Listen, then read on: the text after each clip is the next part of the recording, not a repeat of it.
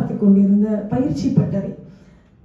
போன வருடம் வரைக்கும் இந்த மாதிரியான பயிற்சி பட்டறைகள் இல்லை. இப்போ இந்த முறையில் இந்த வருடம் இதை ஆரம்பிச்சிருக்காங்க.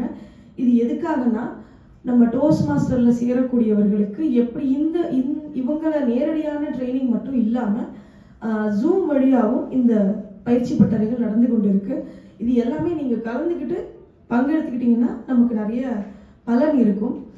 இப்போ நமக்கு பொது மதிப்பீடு பயிற்சி பட்டறை வழங்க போகிறது நம்ம சௌமியா அம்மா. அவங்கள பற்றின ஒரு சின்ன அறிமுகம்.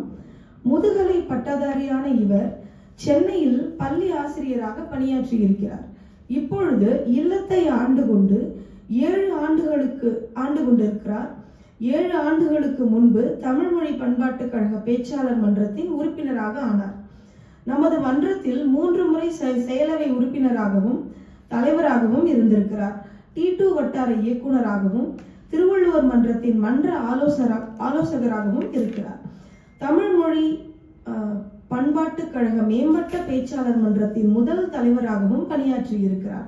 தற்போது மாவட்ட டீயின் பயிற்சியாளராகவும் பணியாற்றி வருகிறார்.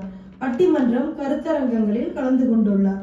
பேச்சாளர் மன்றத்தின் உறுப்பினராக சேர்ந்ததால் தான் பேச்சு திறமையோடு தன் தலைமைத்துவ பண்புகளையும் வளர்த்து கொண்டது மிகையாகாது என்று குறிப்பிடுகிறார்.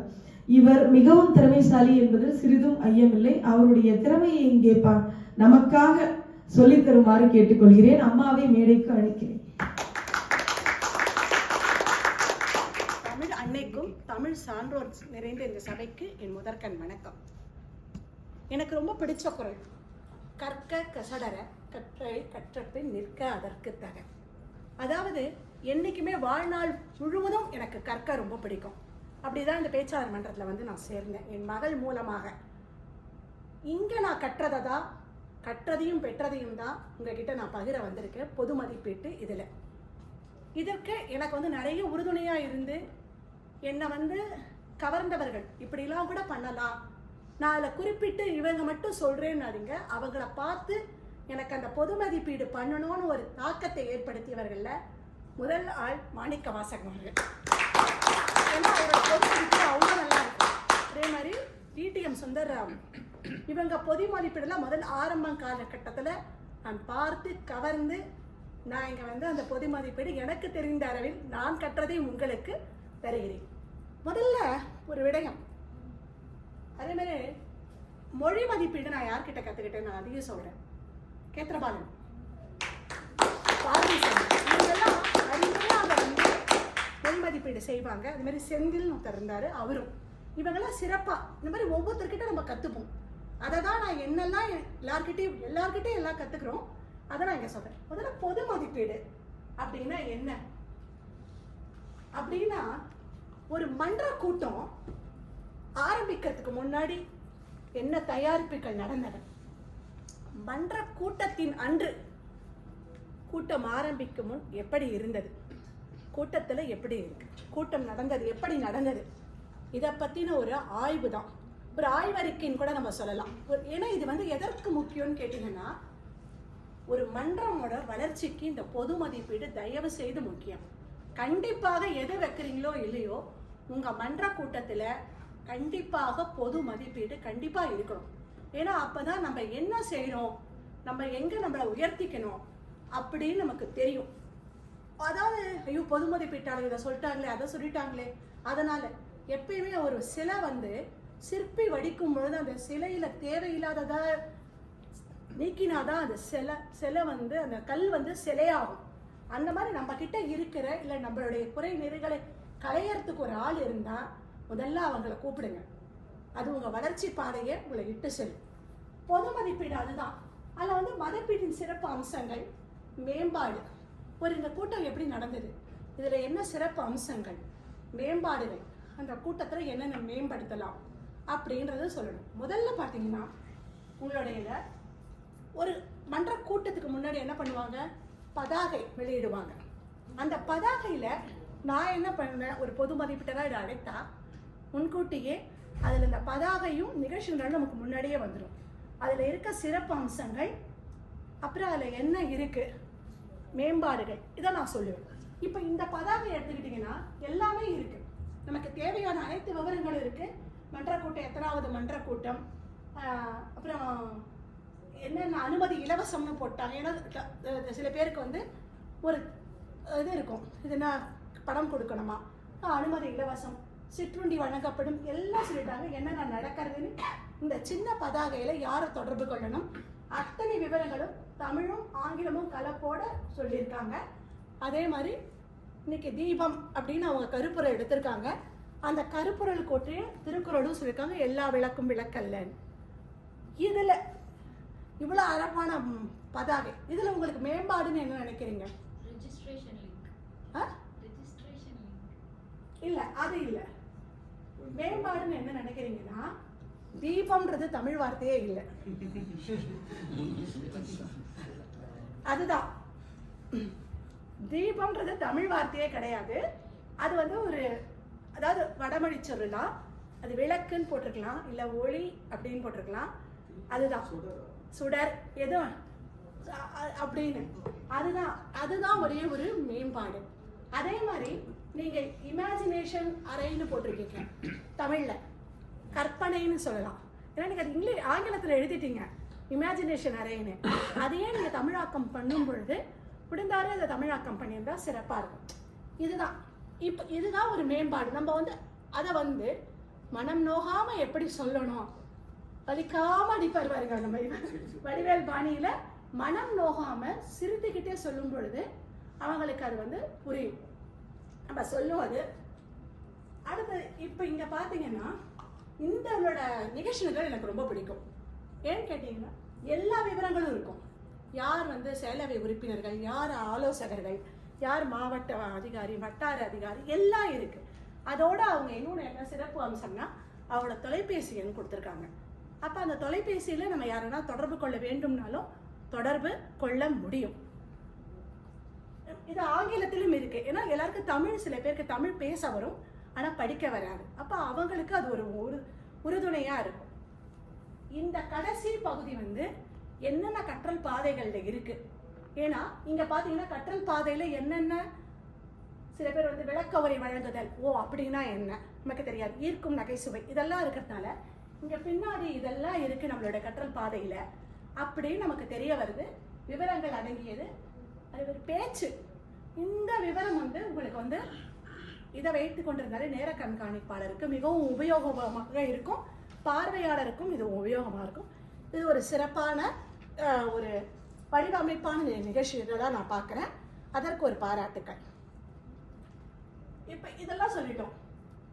சரி, இப்போ நம்ம வந்து ஒருத்தரை பற்றி குறை சொல்கிறோம். அதாவது நம்ம இவர் மாதிரி சொல்லலாம், நாகேஷ் சொல்வார்ல, என்ன இருந்தால் என்ன, குத்தம் இருந்தால் என்ன, குறை இருந்தால் என்ன, ஏற்ற மாதிரி கொஞ்சம் குறை இருந்தால் என்ன, பிழை இருந்தால் என்ன, அதற்கேற்றால் போர் குறைத்து கொண்டு எங்களுக்கு வழங்கலாமே அப்படின்ற மாதிரி முதல்ல நமக்கு வந்து ஒரு மேம்பாடு ஒருத்தருக்கு சொல்லணும்னா நமக்கு அதில் அந்த பணியை பற்றின தகவல், ஆழ்ந்த தகவல் நமக்கு இருக்கணும். புரிந்துணர்வு இருந்தாதான் நம்மளால மேம்பாடை பற்றி சொல்ல முடியும். அதனாலதான் நான் ஒவ்வொருத்தரோட அந்த நியமன அதிகாரிகளுடைய பணி என்ன அப்படின்னு உங்களுக்கு தெரிந்தால்தான். ஏன்னா எல்லார பத்தியும் நீங்க வந்து அவங்களுக்கு மொத்த கூட்டத்திலையும் ஒவ்வொருத்தரோட செயலை பத்தி நம்ம மேம்பாடு சொல்லணும் பொது மதிப்பீட்டுல. அப்ப அவங்களுக்கு நமக்கு தெரிஞ்சாதானே அதை சொல்ல முடியும்.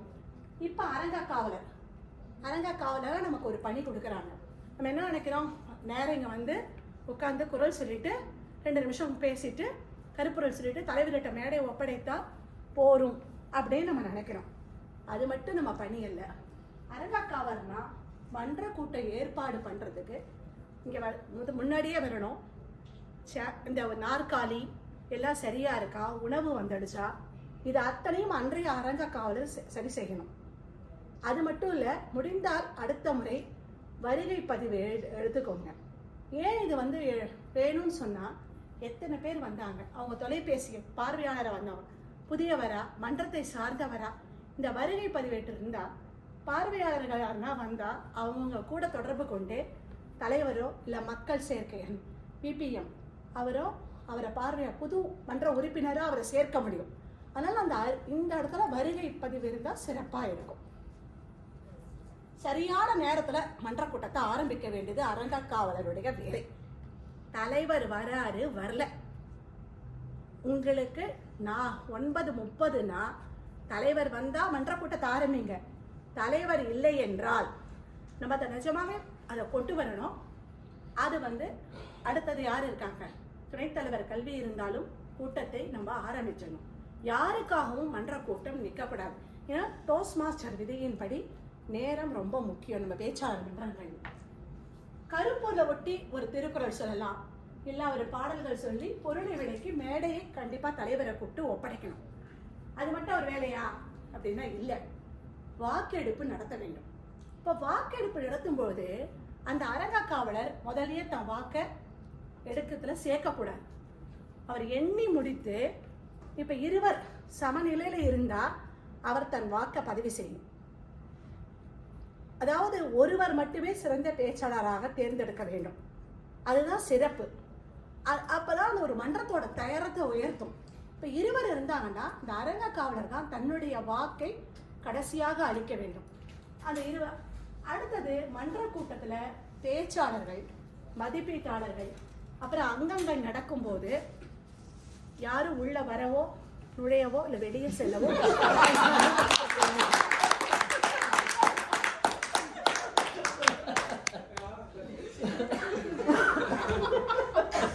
இது கண்டிப்பாக கடைபிடிக்க வேண்டிய ஒரு முறை. இதெல்லாம் அரங்க காவலருடைய வேலை. காவல் காப்பவர் காவலுக்கு கெட்டிக்கார முக்கால்வாசி மன்ற கூட்டம் தான் அழகா காவலர் கதவுக்கு பக்கத்துல வாக்காளியை போட்டு அமர்ந்து கொண்டிருக்கிறது. இதுதான் அவரோட பணி. அப்ப அதுல எங்க அவர் தவறி இருக்காரு, எந்த இடத்துல பார்க்கணும். அந்த கடைசியா அவர் புண்படாத வகையில அவருக்கு சொல்ல, ஐயா நீங்க அங்கதான் உட்காரணும் அப்படின்னு சொல்லி புண்படாத வகையில் அவருக்கு சொல்லணும். அடுத்த மன்ற தலைவர், இவருக்கு என்ன வேலை? மன்ற தலைவரா வரணும்னா முதல்ல அவர் மன்றத்தை துவக்கி வைக்கணும்.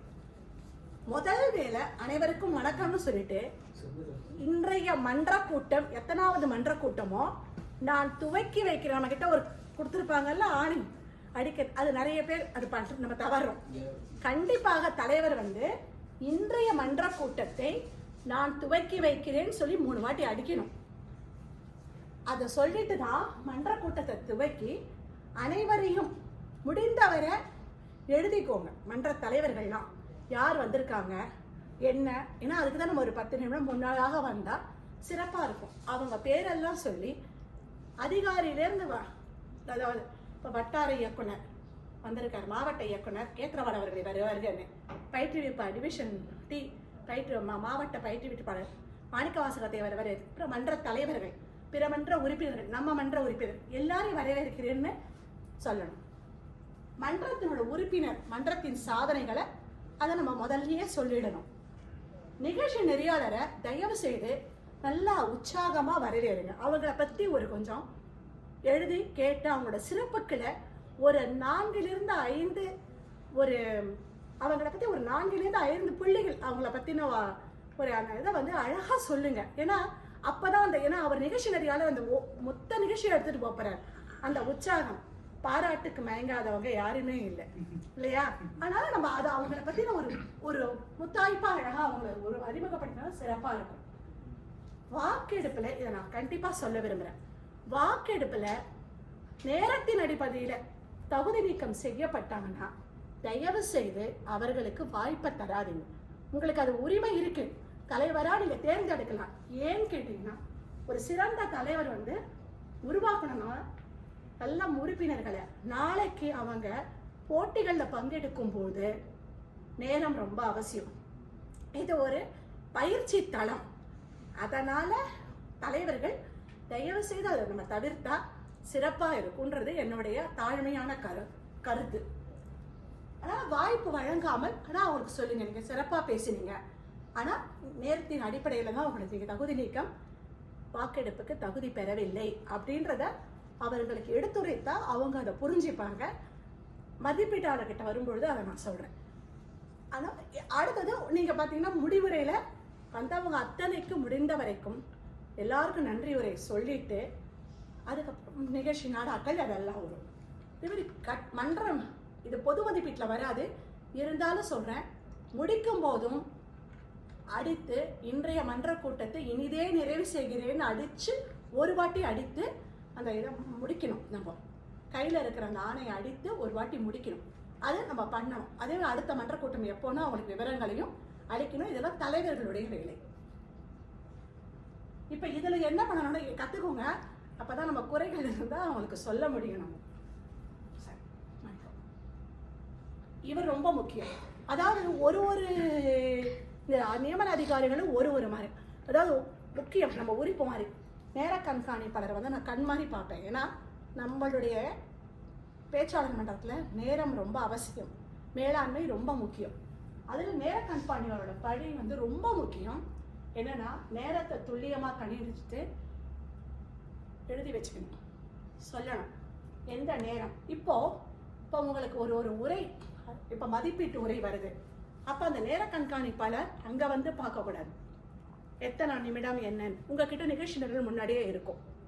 நீங்கள் என்ன பண்ணுங்க, பொதுவான நேரம் ஒரு மூவருக்குன்னா அதை நீங்கள் சொல்லணும் சபைக்கு.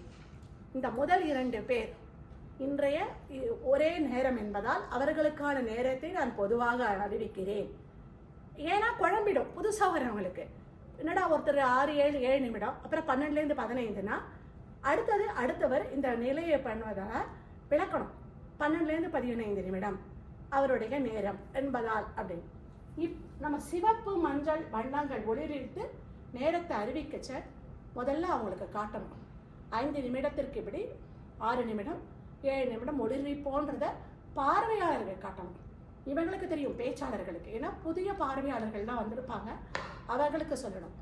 அந்த தடுமாற்றம் வரக்கூடாதுன்னா அங்கங்களோட நேரத்தை நாம் குறித்து வைத்து கொண்டு செய்யணும். அதே மாதிரி மன்ற கூட்டத்தில் நேரம் கடந்து விட்டதை உணர்த்த வேண்டும். முடிந்த வரைக்கும் ஒலி எழுப்புறதுக்கு ஏதானா ஒரு பயன்படுத்துங்க, அதை சொல்லுங்க. 7:30 மணி 7:30 ஆயிடுச்சுன்னா ஒலி எழுப்பணும். அது எல்லாருக்கும் காதல் வேணும்.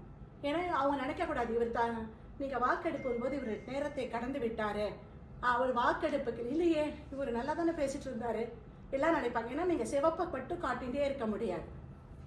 அது வந்து போட்டிகளில் தான். ஆனால் மன்ற கூட்டத்தில் கண்டிப்பாக ஒலி எழுப்புறது எல்லார் காதலையும் விழுமாறு ஒலியை எழுப்பினால் அந்த நேர கண்காணிப்பார் செய்தால் அது சிறப்பாக இருக்கும். அந்த ஒரு ஐயத்துக்கு இடர்பாடு இல்லாமல். அதே மாதிரி அந்த இது நீங்கள் சொல்கிறீங்க இல்லையா, யார் யார் தகுதி, அவங்களுடைய நேரத்தை சொல்லிட்டு யார் யார் வாக்கெடுப்புக்கு தகுதி பெறுகிறார்கள்ன்றதையும் நேர கண்காணிப்பாளர் தான் சொல்லணும். இப்போ அவங்க கடந்துட்டாங்க, 1 நிமிடம் 1 வினாடி கடந்தா கூட அவங்க நேரத்தின் அடிப்படையில் தகுதி நீக்கம் செய்யப்படுவார்கள். அந்த 1 வினாடி கூட நீங்கள் சொல்லிடலாம் 31 வினாடிகள் கடந்து விட்டார்கள். 1 நிமிடம், 1/2 வினாடி கடந்தாலுமே ஒரு நேரத்தின் அப்படி தகுதி நீக்கம் தான் செய்யப்படுவாங்க போட்டிகளில். அதனால் தயவு செய்து திருப்பி சொல்கிறேன், மன்ற கூட்டங்கள்லையும் இதை நம்ம உதவி பண்ணிட்டோம்னா, வழக்கத்துக்கு கொண்டு வந்தானா போட்டியில் நல்லா பேசும் போட்டியாளர்கள் தகுதி நீக்கம் செய்யப்படாமல் அவங்களுக்கு அந்த வாய்ப்பு போகாமல் இருக்கும். அதனால் இது ஒரு பயிற்சி தளமாக நீங்கள் அதை பயன்படுத்திக்கோங்க. நிகழ்ச்சி நெறியாளர் இவர் தான் வந்து இதயம், இந்த மன்ற கூட்டத்தோட இதயம். ஏன்னா அவர் தான் அந்த துடிப்பு அழகாக எடுத்துகிட்டு போகணும் கரெக்ட் அந்த கூட்டத்தை. அவரோட பணி என்ன, அவருக்கு இவ்வளோ இருக்கா பணினா இருக்கு. என்ன பண்ணணும், கூட்டத்தில் பின்பற்ற வேண்டிய விதிமுறைகள் அது இருக்கு.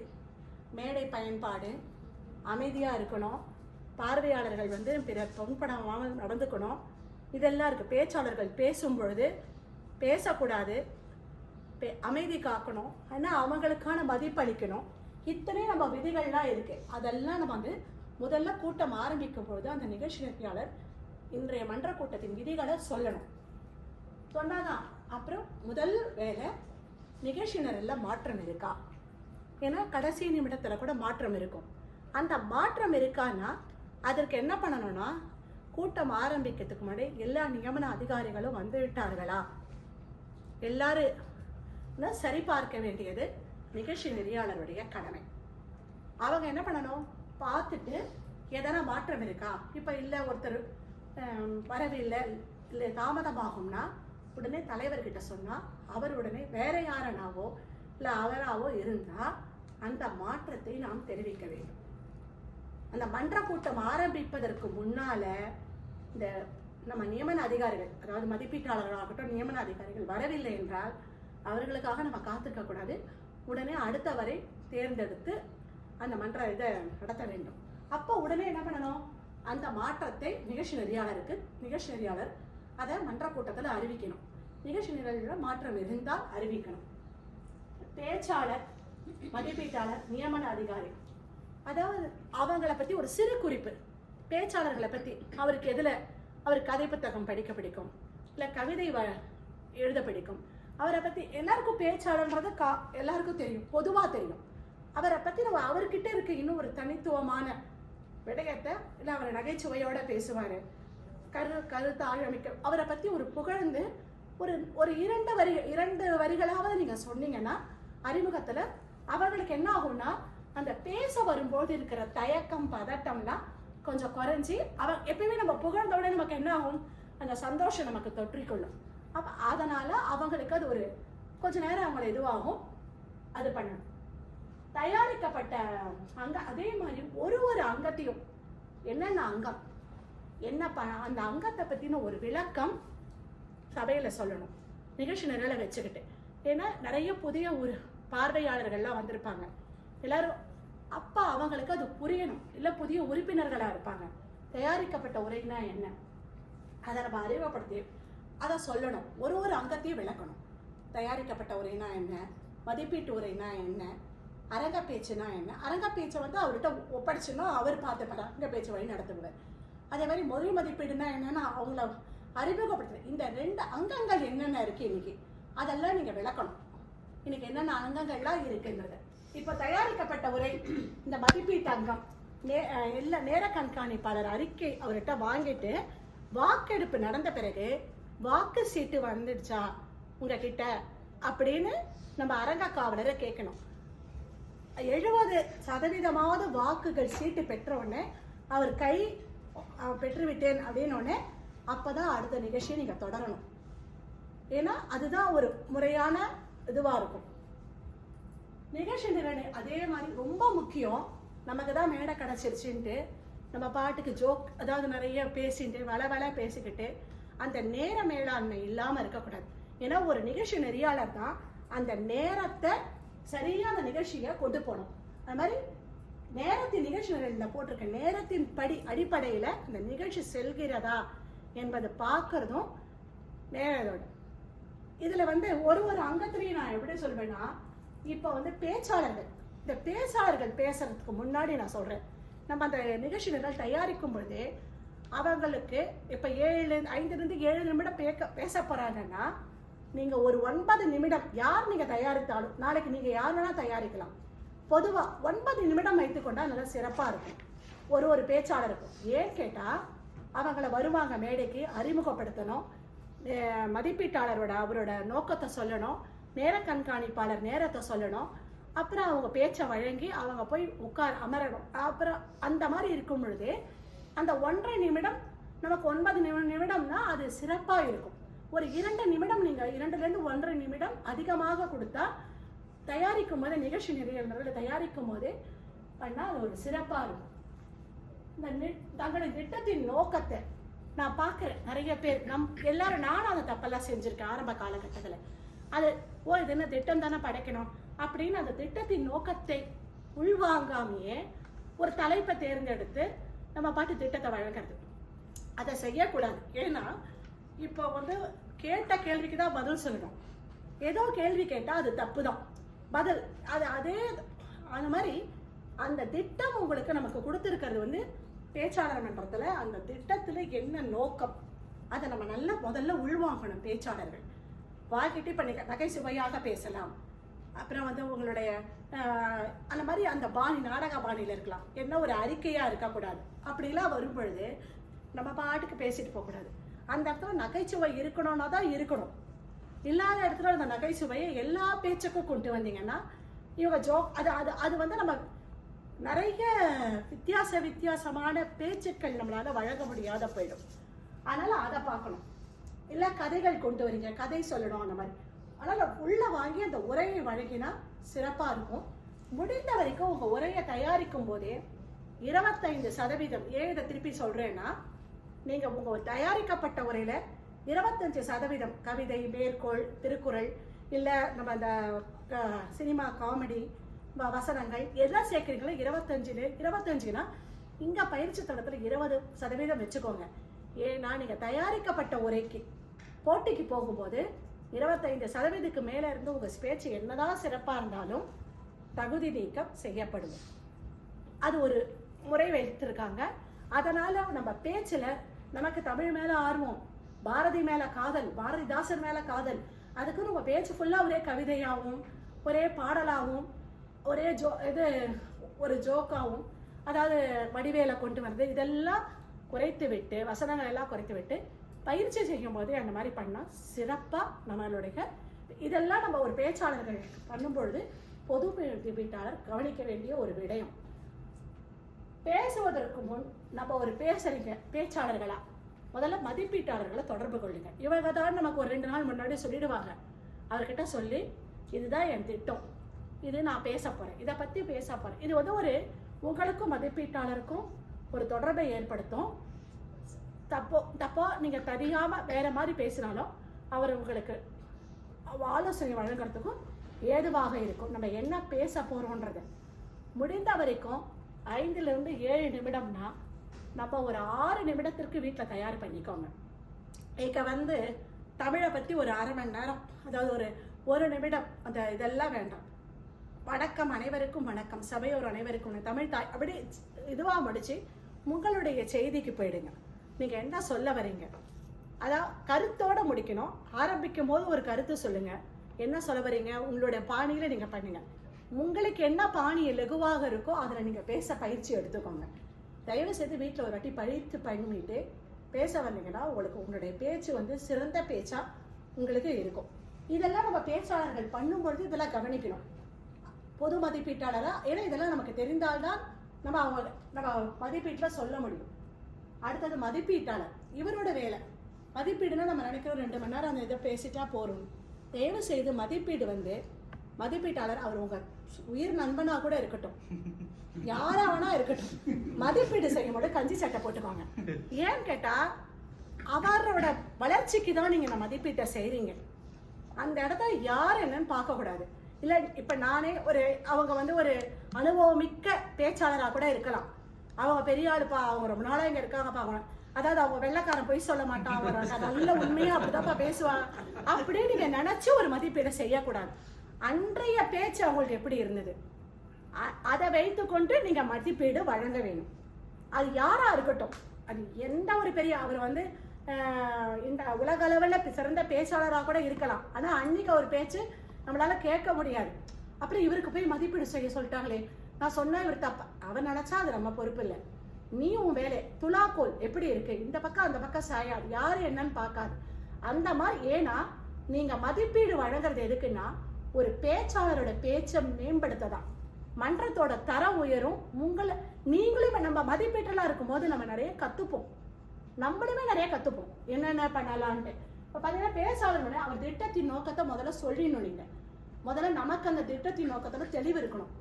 அதனால நீங்க என்ன பண்ணுங்க, மதிப்பீட்டாளர்னா முதல் நாளே பேச்சு. அதே மாதிரி பொது மதிப்பீடு நீங்க செய்ய போறீங்கன்னா பேசாறாங்க இல்லையா, அவங்களுடைய இந்த மதிப்பீட்டு வடிவம் எவாலுவேஷன் ஷீட் தயவு செஞ்சு உங்களுக்கு ஒரு நகலை அனுப்ப சொல்லுங்க அந்த தலைவர்கிட்ட.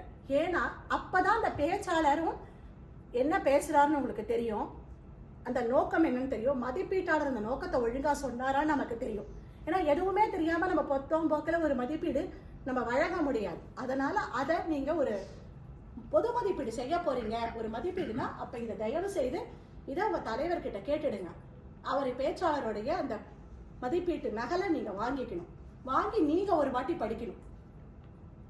வழங்கும் போது கருத்தில் கொள்ள வேண்டியது, நோக்கத்தை நிறைவேற்றினாரா, இன்னைக்கு இதான் ஒரு நோக்கம், இன்னும் ஒரு கதை சொல்லணும், பார்வையாளர்கள் ஏற்கணும், நோக்கத்தை நிறைவேற்றினார் ஏற்றினார், அது நம்ம ஸ்டாண்டர்டா கேட்டுருவோம்.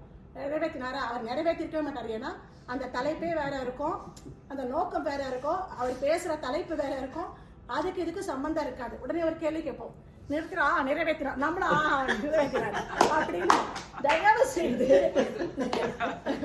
அதை பண்ணாதீங்க. அவர் நிறைவேற்றினாருன்னா நீங்க சொல்லலாம், எடுக்கும்போது புண்படாம முதல்ல சொல்லச்சு அவர்கிட்ட வந்து நீங்க வந்து இதெல்லாம் பண்ணிருக்கலாம் அதெல்லாம் பண்ணிருக்கலாம். மேம்பாடு எப்பயுமே யாரையுமே முதல்ல எடுத்தோடனே மேம்பாடுக்கு போகாதீங்க. இந்த சந்திரகுப்தன் கதையில சொல்லுவாங்க, அதாவது அந்த பாட்டி சொல்லும், அந்த தோசையை போய் அவன் தொட்டா மாதிரி நடுவில் சூடு தோசையை தொட்டானா நம்ம அதுவாகும் வலிக்கும். அந்த மாதிரி யாருக்குமே நேராக தாக்காம இந்த அப்படியே பல பழத்துல அணியில் சொல்லுவேன், அதாவது இந்த இதில் தான் மிஷினில் தான் துவைக்கணும் துணியன்றதை அழகாக சொல்லுங்க.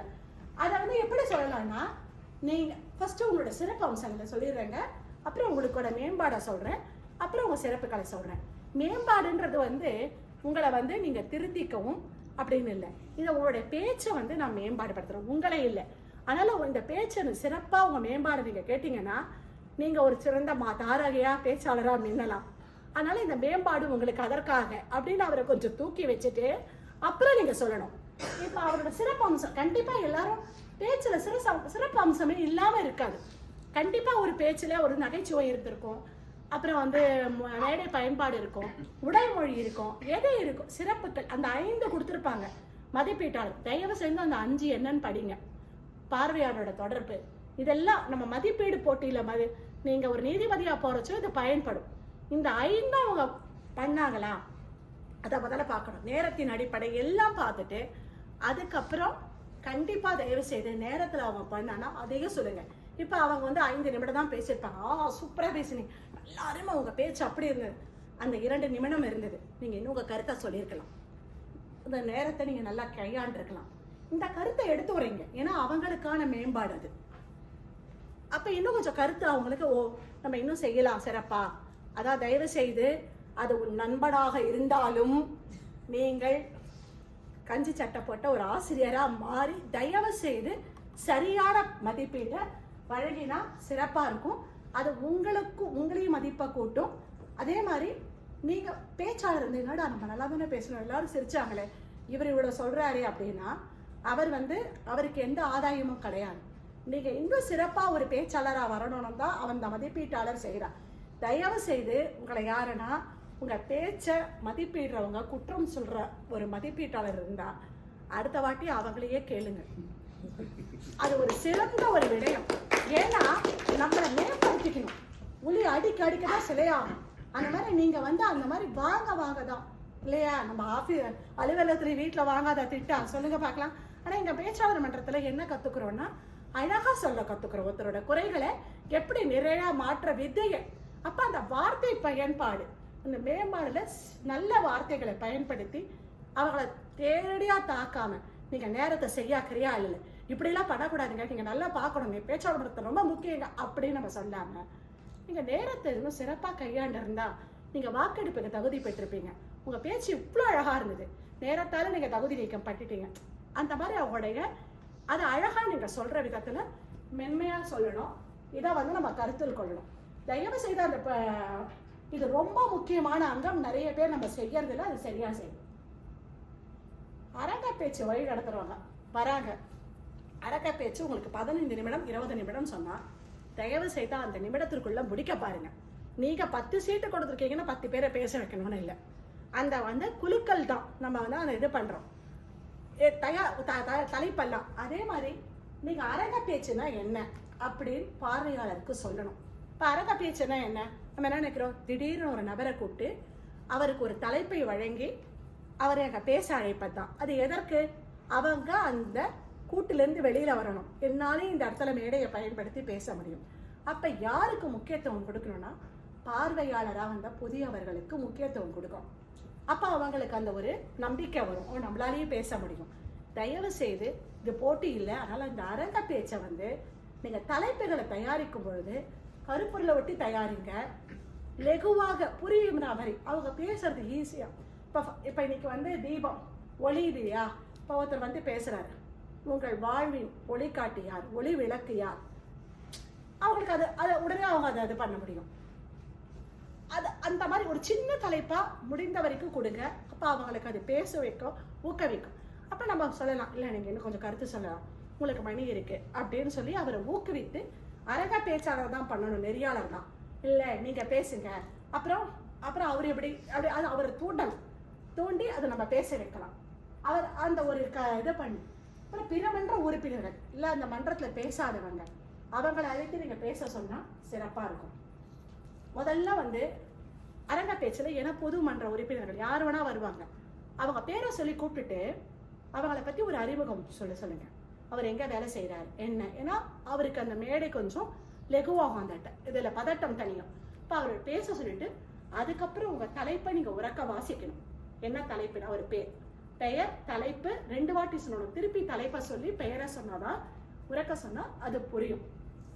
அவரை வாக்குச்சீட்டு அந்த சீட்டை தேர்ந்தெடுத்த உடனே அறிமுகப்படுத்தி அப்புறம் அவருக்கு மேடையை ஒப்படைக்கணும். இதில் இன்னொன்று அரங்க பேச்சாளர்கள் நிறைய பேர் அரங்க பேச்சு நடத்துபவர்கள் என்ன பண்ணுறாங்கன்னா முடிஞ்சோடனே போய் உட்காந்துடுறாங்க, மேடையை கொடுக்கக்கூடாது. அந்த அங்கம் ஃபுல்லாக நீங்கள் தான். அப்போது நீங்கள் என்ன பண்ணணும், அந்த அரங்க பேச்சு வழி நடத்துபவர் நேர கண்காணிப்பாளர் அறிக்கையை வாங்கி வாக்கெடுப்பு நடந்து அந்த அரங்க காவலர்கிட்ட வாக்கு சீட்டு வந்து விட்டதா 70% அப்படின்னு கேட்டு உறுதிப்படுத்தி கொண்டு தான் முடித்த பிறகுதான் நீங்கள் மேடையை நிகழ்ச்சி நெறியாளர்கிட்ட ஒப்படைக்கணும். இதுதான் ஒரு நம்ம பயன்படுத்த வேண்டிய ஒரு இது உரிச்சல். இது எனக்கும் வரும் உங்களுக்கும் வரும், என்னதான் பேசினாலும். ஏன்னா தயாரிப்பு இருக்கும், இருந்தாலுமே அது நமக்கு பழக்கத்தில் அது வரும். இப்போ உரிச்சல் கணக்கிட்டாரா தயவு செய்து போய் சேருங்க. ஏன்னா அது சின்ன விஷயம் எதுனா ஊடுறாங்க, இது நிறைய பேர் எடுத்துக்க மாட்டாங்க. கண்டிப்பாக என்னன்னா நமக்கு கேட்கறது கவனிக்கிறது, கூர்ந்து கேட்போம் கவனிப்போம் எழுதுவோம், இந்த மூன்றும் அந்த ஃபுல் மொத்த நிகழ்ச்சியிலையும் நம்ம பண்ணும் பொழுது நமக்கு ஆழ்ந்து கூர்ந்து கேட்குற கவனம் வரும். இப்போ இந்த உரிச்சொல் கணக்கீடுன்னா என்ன நமக்கு தெரியுமா? உங்களுக்கு தெரியுமா உரிச்சொல் கணக்கீடுன்னா என்ன? யாராவது சொல்லுங்க. உரிச்சொல் கணக்கீடுனா அப்படி கிடையாது. அதாவது அது சொல்றோம், உரிச்சொல் கணக்கீடுனா உபரி சொற்கள். நம்ம பேசும் பொழுது வரும் உபரி சொற்கள், பொருள் தராத சொற்கள், உபரி சொற்கள். இப்போ நான் பேசிட்டே இருப்பேன், அது இப்ப வந்தாலும் அதுவா அதே மாதிரி பார்த்தீங்கன்னா அதெல்லாம் நம்ம சொல்லுவோம், அந்த இடத்துல அது பயன்படாது. அப்புறம் ஆம் இதெல்லாம் நம்ம பேசும் பொழுது வரும் இந்த வார்த்தைகள்லாம். அப்போ அதுக்கான இது எழுதிட்டு இங்கிலீஷில் அதை அக்கவுண்ட்ன்னுவாங்க. அந்த வார்த்தைகள்லாம் அதை நம்ம ஒவ்வொருத்தரும் நான் என்ன சொல்வேன், நீங்கள் உரிச்சொல் கணக்கீட்டாளரா பேரை போடுங்க, காலம் அந்த வரைங்க, கால அட்டவணை மாதிரி நம்ம தமிழில் இதெல்லாம் கொண்டு வருவோம். எதாவது வந்திருக்கு, ஆங்கில சொற்கள் எத்தனை வந்திருக்கு, 5 வாட்டி, ஆனால் 10 வாட்டி, அதெல்லாமும் நீங்கள் எழுதணும். நம்ம அதை ஒவ்வொருத்தருக்கும் எழுதி அதை முன்னாடியே அட்டவணை தயாரித்துட்டு, ஏன்னா நம்ம கிட்ட நிகழ்ச்சி நிரல் வந்துடுது, இவங்க தான் பேச போறாங்கன்னு தெரியும். நீங்கள் அதை தயாரித்து கொண்டு இந்த மன்ற கூட்டத்துக்கு முன்னாடி வந்தீங்கன்னா உங்களுக்கு அந்த உரிச்சொல் ரொம்ப சுலபமாக வந்துடும். அதை கணக்கீட்டு பண்ணுறதுக்கு இது ரொம்ப முக்கியம். மொழி மதிப்பீடு ஒரு மன்றத்தோட வளர்ச்சி அந்த மொழியில தான் இருக்கு. எப்படி உரிச்சொல் தேவையில்லாத கலந்து ஒரு சிறந்த பேச்சாக மொழி ரொம்ப முக்கியம். இந்த இடத்துல மொழி மதிப்பீடு, ஒரு மொழி மதிப்பீடு நம்ம எதுக்கு பண்றோம்? முதல்ல ஒரு உரிச்சொல் கணக்கீடோ அரங்க பேச்சோ மொழி மதிப்பீட்டாளர்களா நீங்க எதுக்காக அதை செய்யறீங்க? மொழி மதிப்பீடு எதுக்கு செய்யறோம்? எதுக்காக செய்யறாங்க? மன்றத்தின் மொழியை தரத்தை உயர்த்ததான், அதுதான் முக்கிய இது நம்மளுடைய மொழி. அப்ப அந்த மொழி மதிப்பீட்டில் நம்ம கவனத்துல கொள்ள வேண்டியது, நான் என்ன கொள்ளுவேன், நான் ஒரு மொழி மதிப்பீட்டாளரானா இன்றைய உங்க பேச்சுல பெற்ற சிறந்த சொல்லாடல், தமிழ்ல அந்த சிறந்த சொற்கள், நீங்கள் பயன்படுத்திய சிறந்த சொற்கள், இலக்கியம், இலக்கணம், திருக்குறள். நீங்க இப்ப பாருங்க, நான் ஒரு பேச்சுக்கு சொல்றேன், வருக வருக என்று அவர் வரவேற்றார். வருக வருக நான் சொல்லும்போது அது அடுக்குத்தொடர், நீங்க அதை சொல்லணும். அருமையான சொல் அது, அடுத்தடுத்து, அப்ப அது அடுக்குத்தொடர். அது மாதிரி அவர் சலசலவென்று ஓடியது அப்படின்னு அவர் சொன்னார்னா இரட்டை கிளறி அவர் பயன்படுத்தியிருக்கார். வறுமையும் முதுமையும், அப்ப உண்மை தொடர் அவர் பயன்படுத்து. இதெல்லாம் ஒரு சின்ன சின்ன இதெல்லாம் சொன்னீங்கன்னா, அதே மாதிரி ஓமை, கருத்த வானம், சிவப்பு சூரியன், சிவத்த பழம் போல இருந்த சூரியன், இப்படிலாம் சொல்லும்பொழுது அப்ப நீங்க சொல்லலாம் ஓமை அழகா இருந்தது, சூரியனோட ஒரு ஓமையை பயன்படுத்தி. அந்த மாதிரி நீங்க அந்த சொல்லும் பொழுது அந்த பேச்சாளர்களுக்கும் சிறப்பா இருக்கும். அதே மாதிரி இலக்கணம், பயன்படுத்திய இலக்கணம், இலக்கியம் முடிந்தா நீங்க கூர்ந்து கவனிங்க. அவங்களுடைய பாரதிதாசன் வரிகள் அதை திருப்பி நீங்க வந்து சொல்லாதீங்க. அந்த ஆரம்ப வரிகளை மட்டும் சொல்லி இந்த பாரதிதாசன் வரிகள் சிறப்பா இருந்தது, இந்த புறநானூறு கவிதை சிறப்பா இருந்ததுன்னு சொன்னா போற. அவங்க சொன்னதை ஃபுல்லா நம்ம சொல்லணும்னு இல்லை, நீங்க பயன்படுத்திய இந்த குரல் சிறப்பா, ஆனா அது கரெக்டா அந்த பொருந்தித்த அந்த பேச்சுக்குன்றதையும் ஒரு மொழிமதிப்பீட்டாளர் பார்க்கணும். அதே மாதிரி அவங்க சொல்லும் வார்த்தையும் அந்த பேச்சுக்கு அந்த இடத்திற்கு பொருத்தமாக இருந்ததா அந்த வார்த்தைகள் அப்படின்னு. பிறமொழி சொற்கள் என்னன்னா, நம்ம நிறைய தமிழ் மொழி நினைச்சுட்டு இருப்போம். சுலபம்ன்றது தமிழ் வார்த்தைன்னு நினைக்கிறோம். சுலபம் தமிழ் வார்த்தை இல்லை, எளிது. வருஷம்னுவோ வருடம், அப்புறம் அது மாதிரி அந்த ஒரு விஷயம்னுவோ விடயம், இதெல்லாம் நம்ம வந்து பார்க்கணும். ஆங்கில கலப்பு இருக்கா, அதற்கான இணையான தமிழ் சொற்களை அவங்களுக்கு சொல்லுங்க. டெக்னாலஜின்னு வாங்க, அந்த மாதிரி அந்த பொறியியல், இயந்திரவியல், எதனா ஒன்று அந்த கரெக்ட் இணையான தமிழ் வார்த்தைகள் அதை சொல்லி, இந்த யாரா இருந்தாலும் அதே தான் நான் சொல்லுவேன். யாரா இருந்தாலும் அங்க பேசினவங்க யாராவனா இருக்கட்டும், சிறந்த பேச்சாளராக இருக்கட்டும், மொழி மதிப்பீடு பண்ணுவது அவரோட சிறப்பெல்லாம் சொல்லிட்டு இதெல்லாம் நீங்க பயன்படுத்தினீங்க, இதெல்லாம் இதுதான் சரியான வார்த்தை அப்படின்னு நம்ம சொல்றது கண்டிப்பா இது வந்து அவங்கள தரத்தையும் உயர்த்தும், நம்ம மன்றத்தோட தரத்தையும் உயர்த்தும். முடிந்தவரை ஆங்கில கலப்பு இல்லாமல் பேசுவது சால சிறந்ததா இருக்கும். பொது மதிப்பீடுனா விளக்கி கூறிடணும். இப்ப நான் பொது மதிப்பீடு பண்றேன், இப்ப நான் வந்தோடனே பொது மதிப்பீடு பண்ண போறேன் அப்படின்னு அதுக்குன்னு பொது மதிப்பீட்டாளை பார்த்து நம்ம பயப்பட வேண்டிய அவசியம் இல்லை. நம்மளுடைய மன்றத்தின் மேம்பாட்டிற்காக அவர் சொல்ல போற கருத்தை கருத்தில் கொள்ளணும். இது மேம்பாட்டுக்கான கருத்து, குறை சொல்றது இல்லை. இந்த இடத்துல பொது மதிப்பீட்டாளர் அது உன்னுடைய நண்பராகவே இருக்கட்டும், அந்த தலைவர் யாரா இருக்கட்டும், நக்கீரன் மாதிரி வெற்றிக்கண் திருப்பினும் குற்றம் குற்றமே அப்படின்னு நீங்க பொது மதிப்பீடு செய்யணும். ஏன்னா இது பொது மதிப்பீடுன்றது ஒரு மன்றத்தோட வளர்ச்சி நீங்க கருத்தில் கொள்ளணும். ஐயோ நம்மளுடைய தலைவரா இருக்கார் நம்ம தோழர், அதனால நம்ம அதை சொல்லக்கூடாது அப்படியெல்லாம் கண்டிப்பா செய்யாதீங்க. பொது மதிப்பீடு அதை சொல்லிட்டு எதுக்கு, அதான் நான் இப்ப நான் முன்னாடியே சொல்லிட்டேன், பொது மதிப்பீடுனா என்னன்றத நீங்க விளக்கி கூறணும். எதற்காக பொது மதிப்பீடு செய்றீங்க, தயவு செய்து இந்த மதிப்பீட்டுக்கு ஒரு 15 நிமிடம் நீங்க கொடுத்தா சிறப்பா இருக்கும் ஒரு மன்றத்துல. ஏன்னா பொது மதிப்பீடு அதாவது சிரிப்பா ஒரு நகைச்சுவையோட நீங்க ஒரு இதுவா போகாதீங்க. தயவு செய்து ஒவ்வொருத்தருடைய பேச்சாளர்கள் இந்த அத்தனை அங்கத்தையும் நீங்க புரிந்து கொண்டு உள்வாங்கி கொண்டு, அவங்க யார் தப்பு செய்தாலும் யாராக இருந்தாலும், அதாவது தப்பு நம்ம தெரிஞ்சு செய்ய மாட்டோம், தவறிதான் செய்வோம் எல்லாருக்கும். இப்ப எனக்கு கூட நான் வந்து இப்ப இதுல எத்தனை தவறுகள் நமக்கு தெரியும் தெரியாம நடக்கலாம், அதை நாசூக்கா நீங்க சொல்லி அந்த மேம்பாட்டுல அவர் எதை விட்டார். ஏன்னா இப்ப புதுசா வரவங்களுக்கு ஓ இதுதான் கரெக்ட், இதுதான் சரி போல இருக்குன்னு நினைக்க கூடாது. இப்ப வாக்கெடுப்பு நடக்காமையே அவர் வந்து நடத்தாமையே அடுத்த அங்கத்துக்கு சென்றா நீங்க அதை பொது மதிப்பீட்டுல கண்டிப்பா சொல்லணும். நீங்க வாக்கெடுப்பு நடத்திய பின்புதான் நீங்க போயிருக்கணும். என்ன இருக்கோ அந்த ஒவ்வொருத்தரோட அங்கங்களும் அப்பதான் நம்ம புரிஞ்சுட்டாதான் அதை சொல்ல முடியும். தயவு செய்து அதே மாதிரி கூட்டம் ஆரம்பிக்கும் போது, இப்ப நான் இன்னைக்கு பொது மதிப்பீடுனா அருமையா வந்தது, கூட்டம் கரெக்டா எல்லாரும் வந்தாங்க, வரவேற்றாங்க, எல்லாம் பண்ண. ஆனா யாருக்காகவும் இன்னைக்கு கூட்டம் வந்து 9:45, ஆனா இன்னைக்கு ஆரம்பித்தது 10 மணி.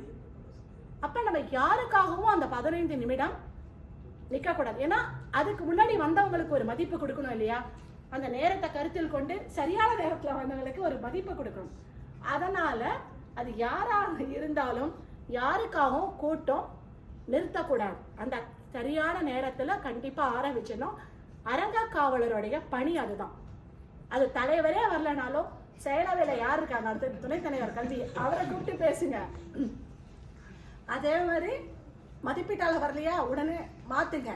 ஏன்னா அவர் வரல, நேர மேலாண்மை நமக்கு இல்லை, பரவாயில்ல யார் வேணா, ஏன்னா அனுபவம் மிக்க இருப்பாங்க, அவங்க கிட்ட கேளுங்க, அவங்க கண்டிப்பா செய்வாங்க. அது வந்து நம்ம உடனே மாற்றி அந்த நிகழ்ச்சி நெறியாளருக்கு சொல்லிடணும். அதுக்கு தான் 15 நிமிடம் நமக்கு வந்து அந்த கூட்டத்துக்கு முன்னாடி வச்சிருக்க அந்த நேரம், அதை நீங்க நிஜமா கருத்தில் கொள்ள வேணும். இதெல்லாம் பண்ணிட்டு பேச்சாளர் மனத்தில் கொண்டு உரைய வழங்கினாரா, இதெல்லாம் நீங்க பார்க்கணும். மதிப்பீட்டாளர் மதிப்பீட்டை ஒழுங்கா வழங்கினாரா, சரியா சொன்னாரா, இல்ல அவர் நண்பன்றதுக்காக அவரை பத்தி புகழ்ந்து சிரிச்சுட்டு இப்படி சிரிச்சு ஆஹா இவ்வளவு அருமையா பேசுனீங்க அப்படி பேசுனீங்க, அவரை இது பண்ணாம வெறும் அந்த மேம்பாட்டை சொல்லாம அப்படியே விட்டாரா, தயவு செய்து யாரா இருந்தாலும் அதை, ஆனா என்னன்னா பேச்சாளர் மதிப்பீட்டாளருக்கெல்லாம் நம்ம தனித்தனியா சொல்லணும்னு அவசியம் இல்லை. பொதுவாக இந்த மதிப்பீட்டு அங்கத்துல இதெல்லாம் சில மதிப்பீட்டாளர்கள் செய்தார்கள், இதை செஞ்சா இன்னும் சிறப்பா இருந்திருக்கும் பொதுவா சொன்னா அவங்களுக்கே புரியும் யாரு, ஏன்னா பார்வையாளருக்கும் புரியும் அது யாரு என்னன்னு. அதனால வந்து அதெல்லாம் பாருங்க. தலைவர் வந்து நியமன அதிகாரிகள் அவங்கள பணியோட செஞ்சாங்களா? இப்ப தலைவர் வந்து அந்த ஆணையை அடிக்கலைன்னா நீங்க கூட்டத்தை ஆரம்பிக்கிறது சரியாக ஆரம்பிக்கல, இதுதான் முறை சொல்லுங்க. ஏன்னா தலைவரும் புதிய தலைவரா இருக்கலாம், இல்ல அவர் அந்த அன்றைய நிகழ்வுகளை மறந்துருப்பாரு, எடுத்து சொல்றது தப்பு இல்லை. ஏன்னா இது அடுத்த பார்க்குற பார்வையாளர்களுக்கெல்லாம் இது பயனுள்ள, ஓ இப்படிதான் இருக்கணும், கூட்டம் இப்படிதான் நடக்கணும்ன்றது ஒரு இதுவா இருக்கு, எடுத்துக்காட்டா இருக்கும். உன்னிப்பாக அதை வந்து சிறப்பு அம்சங்களை எடுத்த உடனே நிறைய சிறப்பு அம்சங்களை சொல்லுங்க ஒவ்வொருத்தருக்கும். எல்லாரையும் புகழ்ந்துடுங்க. நம்ம வீரம் அஜித் மாதிரி சாப்பாடை போட்டு அடிச்சா யாருக்கும் தெரியாது. அதனால புகழ்ந்துட்டு நீங்க அப்புறம் அந்த மேம்பாட்டை சொன்னீங்கன்னா அவங்களுக்கு அது ஒரு பெரிய குறையா தெரியாது யாருக்குமே அது. அதனால இதெல்லாம் நீங்க கருத்து கொண்டு ஒரு பொது மதிப்பீட்டை வழங்கினீங்கன்னா உங்க பொது மதிப்பீடு வந்து ஒரு சிறப்பான பொது மதிப்பீட்டா இருக்கும். முதல்ல நமக்கு தயக்கமா இருக்கும் பொது மதிப்பீடுனா என்ன நினைச்சுப்பாங்க. தயவு செய்து உங்க மன்றத்துல நீங்க பொது மதிப்பீடை கேளுங்க. நான் இந்த மன்றத்தை கூட்டத்துல நான் பண்றேன் அப்படின்னு கேளுங்க. அப்ப வந்து உங்களுக்கு என்ன ஆகும்னா அது ஒரு பயிற்சி தளமாகும். அடுத்த மன்றத்தை கூப்பிட்டாங்கனாலும் போங்க. இதுல என்னன்னா நிறைய கற்றுக்க முடியும். பொது மதிப்பீட்டாளராக இருந்தனா ஒரு பேச்சாளரோட பேச்ச ஆரம்பத்திலிருந்து கவனிப்போம். நிறைய தமிழ் வார்த்தைகள், பாணிகள், பேசும் பாணி, திட்டத்தின் நமக்கே நம்ம திட்டத்தை ஓ இப்படி கூட படைக்கலாமா அப்படின்னு ஒரு தோணும். அதே மாதிரி மதிப்பீட்டாளர் ஒரு பயிற்சி தளமா, அதே மாதிரி ஒரு மதிப்பீடு நியமன அதிகாரிகளா எல்லா மன்றத்துக்கும் போங்க. உரிச்சொல் கணக்கேற்றவரா, மொழி மதிப்பீட்டாளரா, அப்புறம் ஏன்னா இது உன்னிப்பாக நம்ம கேட்டு கூர்ந்து கவனித்து இதை சொல்லும் பொழுது உள்வாங்கி நம்ம அதை கொடுக்குறோம். அதனால உங்களுக்கு வந்து ஒரு சிறப்பான இதுவாக இருக்கும். இதுதான் இந்த பொது மதிப்பீடு, இப்படிதான் செய்யணும். இந்த மாதிரி நீங்க சேர்ந்தா உங்களோட பொது மதிப்பு. எதுக்கு நான் இதெல்லாம் பணிகள் சொன்னேன்னா அவங்க தப்பு செய்யறாங்கன்னா நமக்கு முதல்ல தெரியணும். இப்ப நமக்கு அதை பத்தி நம்ம புரிந்துணர்வு இருந்தாதான் அவர்கள் சரியாக செய்தார்களான்றதுனாலதான் இன்னைக்கு ஒவ்வொருத்தருடைய அந்த பணிகள் என்ன அப்படின்னு உங்களுக்கு நான் விளக்கி கூறி அப்ப நீங்க பொது மதிப்பீடோட போது இது உங்க கருத்துல இருக்கும். அப்ப அந்த கரெக்டா செஞ்சாங்களா அப்படின்னு நம்ம சரியாக செய்தார்களா அவர்கள் பணிகளை, அப்ப நம்ம பின்னோட்டங்கள் வழங்கும் போது நமக்கு சிறப்பாக இருக்கும். இதுதான் பொது மதிப்பீடு, இப்படிதான் வழங்கணும். எனக்கு தெரிந்தது நான் பெற்றதை உங்களுக்கு நான் தெரிவித்தேன். இத்துடன் இந்த இது முடிகிறது. இந்த வாய்ப்பை நல்கிய தமிழ்மொழி பண்பாட்டு கழகத்தின் ஆலோசகர் வசந்தம்ராஜ் அம்மா, ஹரிகிருஷ்ண ஐயா, வசந்தம்ராஜ் அம்மாக்கும் எனக்கு வந்து இந்த பொது மதிப்பீடு இந்த தகவல்கள் சேகரித்து நான் அமிச்ச உடனே சரியா இருக்கா பாருங்கன்னு சொல்லி இருவருக்கு தான், கேத்திரபாலன் அவர்களுக்கும் மாணிக்கவாசகருக்கும் இருவரும் என் தங்களுடைய பின்னோட்டங்களை எனக்கு அழகா சொன்னாங்க. உறுதுணையா இருந்தவங்க இருவருக்கும் என்னுடைய நன்றி.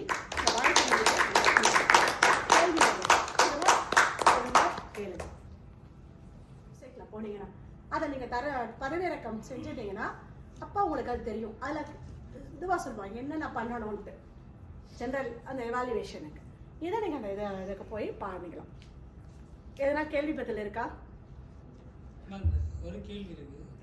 இந்த பொது மதிப்பீடு உரிச்சொல் கணக்கீடு இதுக்கெல்லாம் வந்து நம்ம நிகழ்ச்சிகள்ல நேரம் கொடுத்துருக்கோம். நம்ம அந்த நேரத்துக்குள்ள தான் பேசணுமா, நேரத்தை தாண்டி இல்ல? நான் என்ன சொல்றேன்னா அது வந்து உங்களுக்கு வந்து உரிச்சொல் கணக்கீடுக்கு அந்த நேரம் பொதுவாக உங்களுக்கு உரிச்சொல் கணக்கீடுக்கும் மொழி வளத்துக்கும் அந்த நேரம் சிறப்பாக இருக்கும்.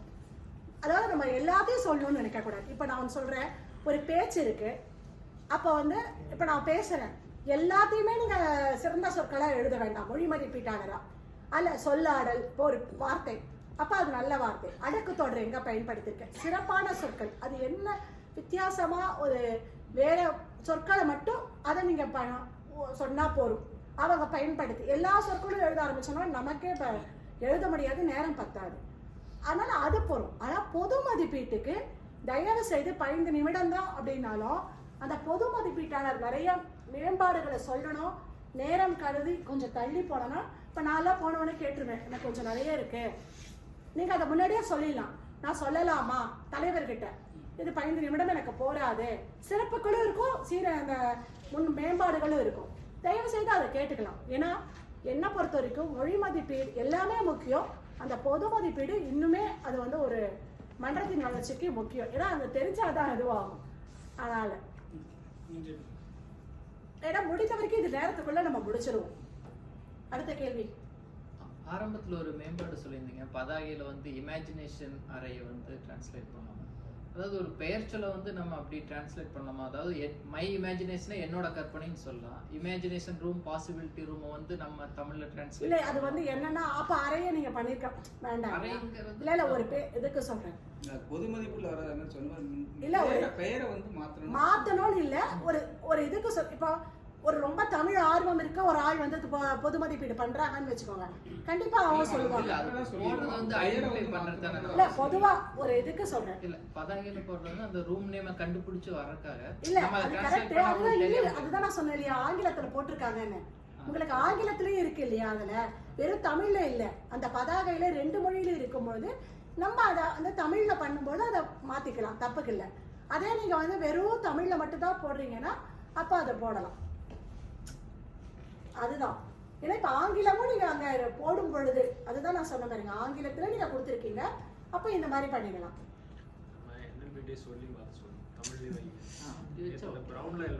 இது பொது மதிப்பீட்டுக்குள்ள கேள்வி இல்ல. கார்டன்ஸ் பை தி பேக்கு வந்து கரையோர பூந்தோட்டங்கள்னு வச்சிருக்காங்க பேரே. கரையோர பூந்தோட்டங்கள் என்எல்பியும் பண்ணாங்கன்னா நம்ம அதையும் சேர்த்து நம்ம பண்ணலாம். அது வரைக்கும் 2 கருத்துமே ஏற்புடையது. அது ஒரு இதுக்காக சொல்றோம். ஒரு தமிழ் வந்து கண்டிப்பா தமிழ் மேல ஆர்வலரா இருக்கிற ஒரு ஆளா இருந்தா அதை கண்டிப்பா சொல்லுவாங்க ஒரு பொது மதிப்பீட்டாளர். இல்லைன்னா நம்ம அததான் சொல்றேன், ஒரு நம்ம சொல்லணும்னு நினைச்சா இதெல்லாம் ஒரு மேம்பாடு. இப்ப தீபம்ன்றது தமிழ் வார்த்தையே கிடையாது, அப்ப அது விளக்கு, அந்த அர்த்தம் நம்ம சொல்லணும். அப்ப ஆனா ஏன்னா அவங்க எல்லா விளக்கும் விளக்காக அழகா சொல்லிட்டு அதுக்காக அதுதான் மதிப்பீட்டாளர் வந்து எல்லா எவாலுவேட்டருக்கும் செக் பண்ணணுமா? மத்த மதிப்பீட்டாளர் இருப்பாங்கல்ல, பேச்சு மதிப்பீடுறவங்க. ஆமா, நீ எல்லார்ட்டையும் வந்து அது பேசிட்டீங்களா பேச்சாளர்கள்னு சொல்லிட்டு அவங்க பின்னாடி வந்து செக் பண்ணணுமா? யாரு? கண்டிப்பா பொது மதிப்பீட்டாளர் இருக்காங்கல்ல, மற்ற 4 பேச்சு இருக்குன்னா 4 பேருக்கு 4 மதிப்பீடாளர் இருப்பாங்க. சோ அவங்க தனித்தனியா அவங்க நீங்க எல்லாம் அவங்க கூட பேசிட்டீங்களா அதெல்லாம் நம்ம கேட்க கூடாது, கேட்க வேண்டாம், அவசியம் இல்லை. நமக்கு தேவை வந்து அந்த அன்னைக்கு என்ன பேச போறாங்க அப்படின்ற அந்த எவாலுவேஷன், அதாவது மதிப்பீட்டு படிவம் மட்டும் நமக்கு வேணும். ஏன்னா அந்த பேச்சாளர் பேசுறது கரெக்டா இருக்கா, அவர் அந்த நோக்கத்தை ஒழுங்காதான் புரிந்து கொண்டு பேசுறாரா, மதிப்பீட்டாளர் அந்த நோக்கத்தை ஒழுங்கா சரியாக சொன்னாரா, திட்டத்தின் நோக்கத்தை, அப்ப திட்டத்தின் நோக்கத்துக்கு ஏத்த மாதிரி அவர் மதிப்பீடு செஞ்சாரா. இப்ப அவருக்கு மதிப்பீட்டாளரை கேட்டு நீங்க அவர்கிட்ட பேசினீங்களான்னு கேட்கிற வேலையெல்லாம் நம்ம வேலை இல்லை. அந்த வேலை வந்து உங்க துணைத் தலைவர் கல்வியும் துணைத் தலைவர் தான் அது. அந்த அதெல்லாம் நம்மளுடைய வேலை அந்த படிவத்தை வாங்கி வச்சுக்கணும். ஏன்னா அது என்ன நோக்கம்னு தெரியாம கட்டல் பாதல் விலக்குறை 4 திட்ட நிலை 1ன்னா அப்போ நமக்கு தெரியாது. முடிந்த வரைக்கும் ஏன்னா எதுக்கு நம்ம ஒரு அவங்களுடைய பேச்சாளரோட பேச்சையும் மதிப்பீட்டாளரோட மதிப்பையும் அவங்க சரியா செய்யறாங்களான்னு பாக்குறதா அந்த பொது மதிப்பீட்டாளரோட வேலை. அப்ப நமக்கு அது தெரியணும், அந்த தகவல் என்ன பேசுறாங்க என்னன்னு. முடிந்த வரைக்கும் அதனால துணைத் தலைவர் கல்கிட்ட வாங்கி வச்சுக்கிட்டீங்கன்னா அது சிறப்பா இருக்கும். அப்ப இவங்க இந்த பேச்சாளர் இது பேசுறாங்கன்றது அதற்கு தான். யாராவது கடைசி கேள்வி இருந்தா கேட்டுட்டு முடிச்சுக்கலாம், இல்லை என்றால் முடித்துக் கொள்ளலாம். நேரம் கருத்து யாருக்கான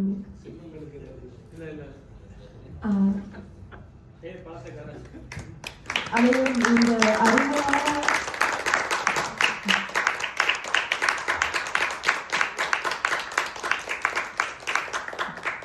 மிக்க நன்றி அம்மா, உங்களோட அனுபவத்தை எங்க கூட பகிர்ந்துக்கிட்டதுக்காகவும். இன்னைக்கு ஒரே வருது, நான் ரொம்ப சீக்கிரமே வந்துட்டேன். எதுக்கு சொல்றேன்னா நிறைய இடங்கள்ல நீங்க சொல்லிட்டீங்க, யாராலும் என்னதான் சொல்றீங்கன்னு நினைச்சிட போறாங்க. நான் வந்துட்டேன், இந்த தடவை மிக சீக்கிரமாக வந்துட்டேன். ஆனா ஆரம்பிக்கிறதே இன்னுமே நீங்க சொன்ன மாதிரி நான் ஏன்னா இது வந்து நம்மளோட மன்றத்தோட எல்லாருக்குமே பொதுவா சொல்றது. ஏன்னா மன்றத்துல அதுதான் யார் வர்றாங்க வரல, இப்ப நம்ம அதை பண்ணி ஆரம்பிச்சிடணும். யாருக்கோ இப்ப சிறப்பு விருந்தினர் அந்த டைம் வரலையா, அப்ப நீங்க அடுத்த அங்கத்துக்கு போயிடணும். அவர் வருவாரு, நம்ம காத்திருக்க கூடாது. எதுவுமே மன்ற கூட்டம் வந்து யாருக்காகவும் காத்திருக்க கூடாது. ஒரு 2 பேர் வந்தா கூட மன்ற கூட்டத்தை நடத்தணும். அவா நான் உங்களை சில கிட்ட பண்றேன்.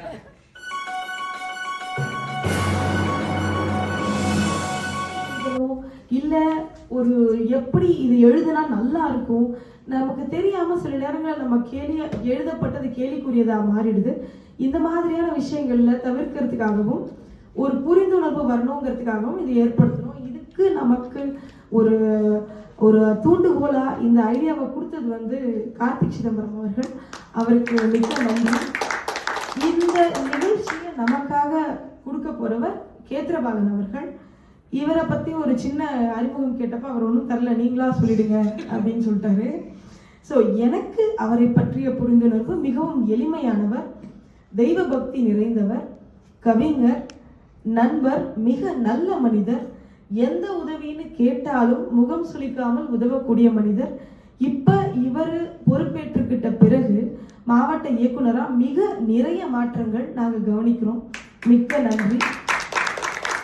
நிறைய பயிற்சி புத்தகங்கள், முக்கியமாக சொல்லணும்னா ஒரு பதவியில் இருக்கிறவங்களை அணுகிறது எங்களுக்கு ஒரு காலத்தில் சிரமமாக இருந்த பொழுது அந்த சிரமம் இப்போ எங்களுக்கு இல்லை.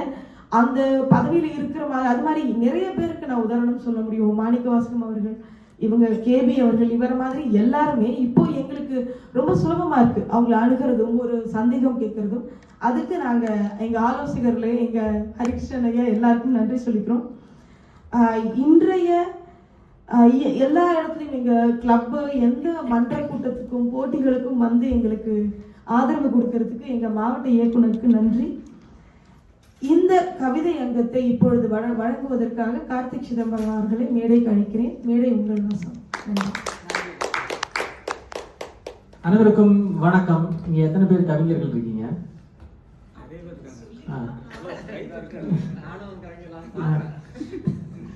கவிஞர்கள்லாம் தலைமுறையாக எப்படி? நான் கவிஞர் இல்லை, அதனால எனக்கு கவிதையை பற்றி நிறைய தெரியாது. அதே மாதிரி இங்க நீங்க யாருமே கை தூக்காததுனால எல்லாரும் என் கோஷ்டி தான் நான் நினைச்சுக்கிறேன். நானும் கொஞ்சம் கேள்வி கேட்பேன், நீங்களும் கொஞ்சம் கேள்வி கேட்கலாம். கேத்திரபாலன், இந்த நிகழ்ச்சியோட நிறைவுல நீங்க எங்களெல்லாம் கவிஞராக்கணும். அதுதான் இந்த நிகழ்ச்சியுடைய இலக்கு. முதல்ல நான் கவிஞர்னு அவங்க எல்லாரும் சொல்லட்டும், அதுக்கப்புறம் நீங்க கேத்திரபாலன் கவிஞர்னு சொல்லிடுங்க, அப்பதான் நிகழ்ச்சி தொடங்குவாங்க. கவிஞர் கேத்திரபாலன். அரசியல் தலைவர் ஆயிட்டீங்களா? கேத்திரபாலன் சொல்லுங்க. உங்களுக்கு இப்ப ஏதோ உடனே ஒரு கவிதை நினைவுக்கு வருதா? பல கவிதைகள் ஞாபகத்துக்கு வருது. இதை ஒண்ணுதான் சொல்லணும், நேரம் இல்லை. சின்னதாக சொல்லலாம். ஓகே, உடனே ஞாபகத்தில் வந்து சொல்லலாம். மலர்ந்து கமழும் பூக்களை விட தலை குனிந்து மலரும் உன் வெட்கமலர்.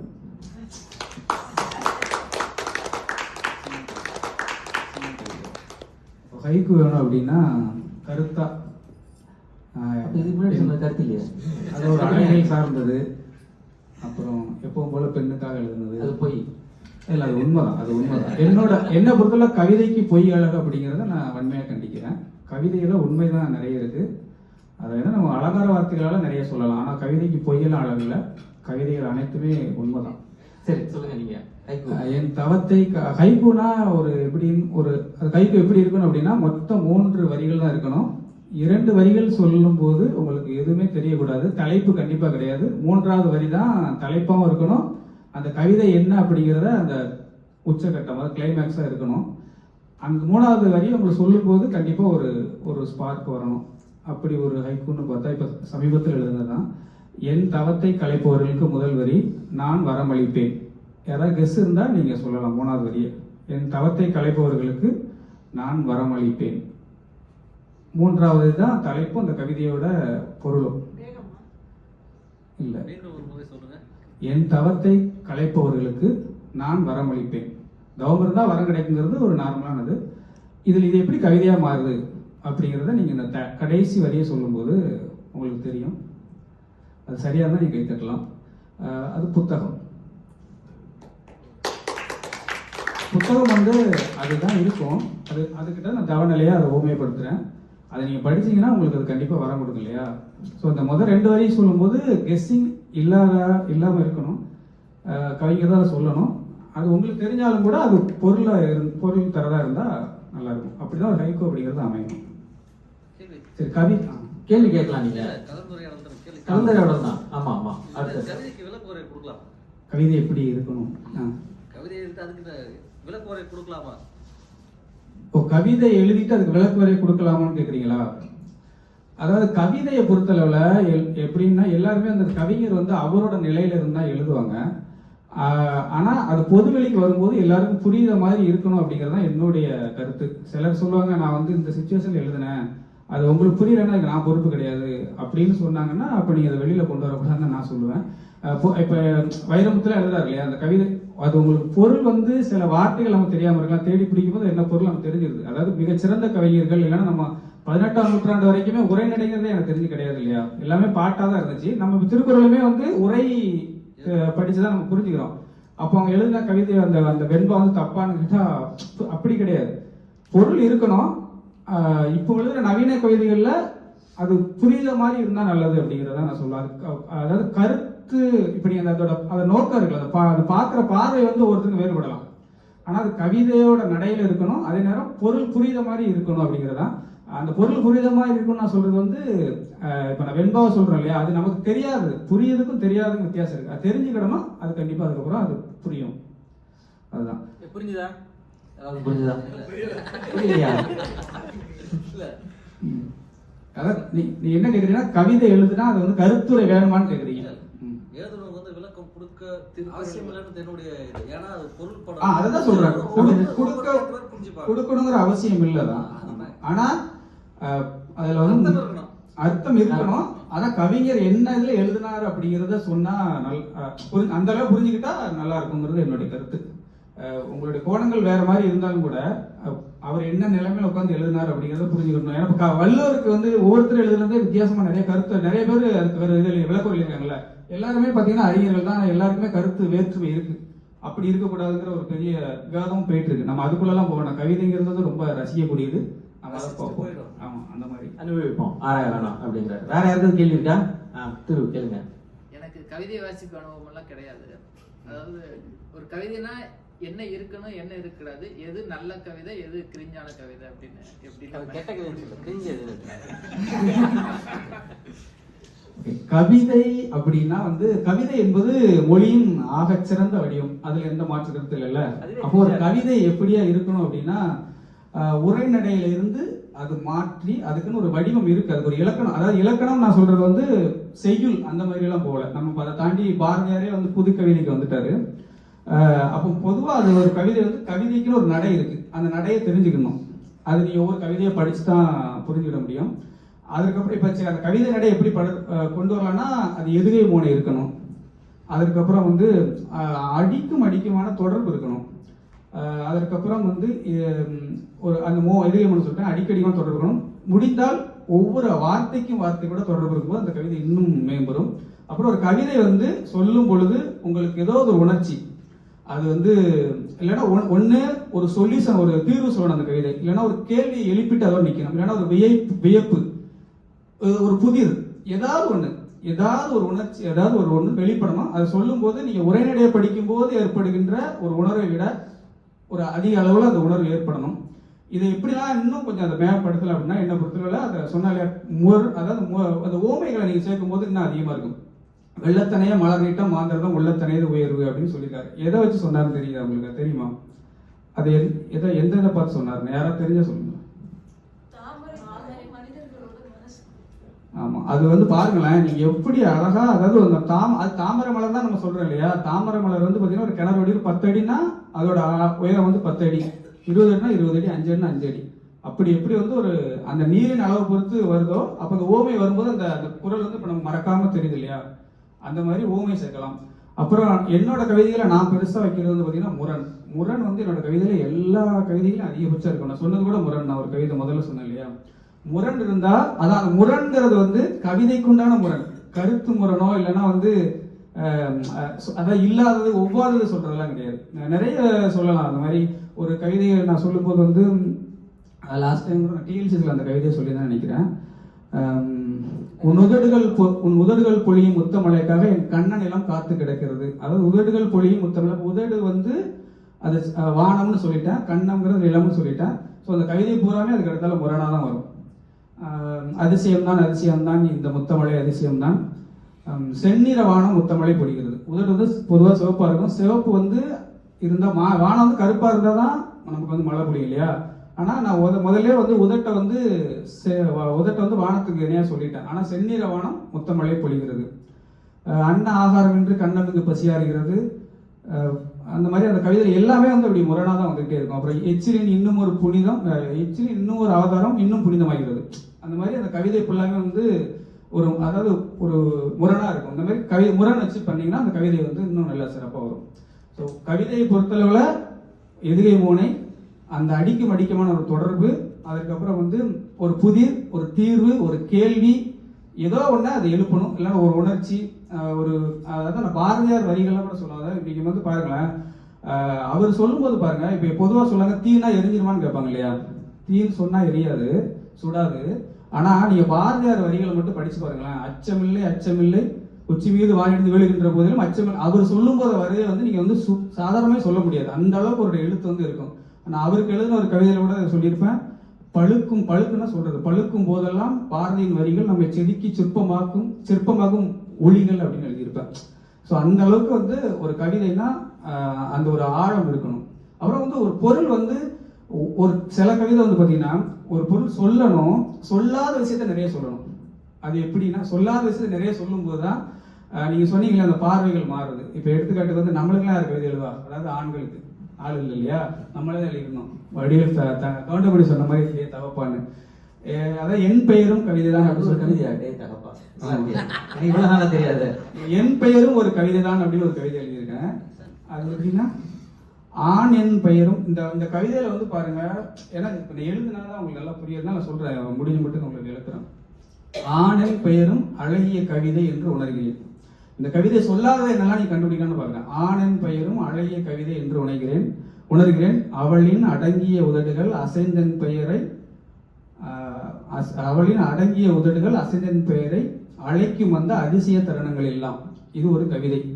இந்த கவிதையில என்ன சொல்லியிருக்கேன் நேரடியா சொல்லணும்னா புரிஞ்சா?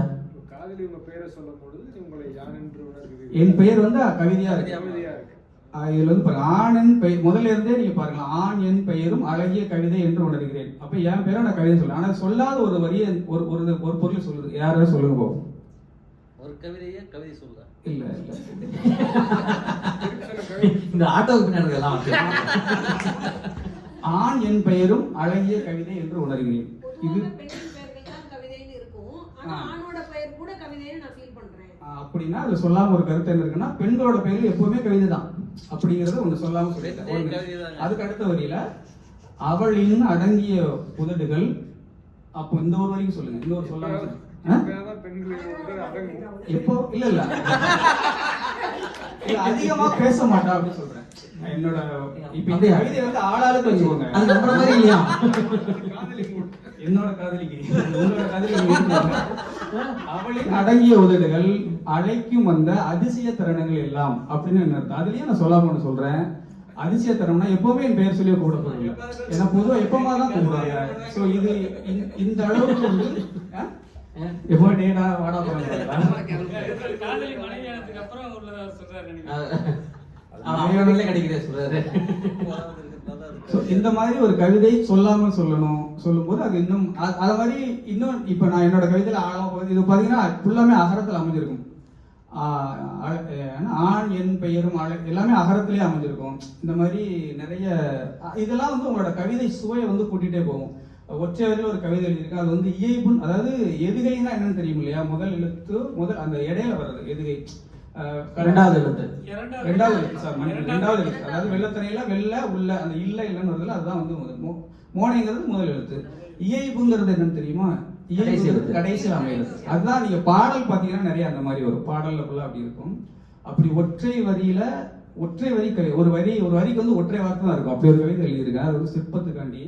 அது தூ அப்படிங்கிறது முடியும். கல்லது வலியது இல்லது ஒளியது மோதுது வலியது தாங்குது வெளியது நீங்குது உள்ளது உலகது அறியுது சிற்பம்னு சொல்லுவோம். இதுல வந்து வேகமா சொல்லிட்டேன்.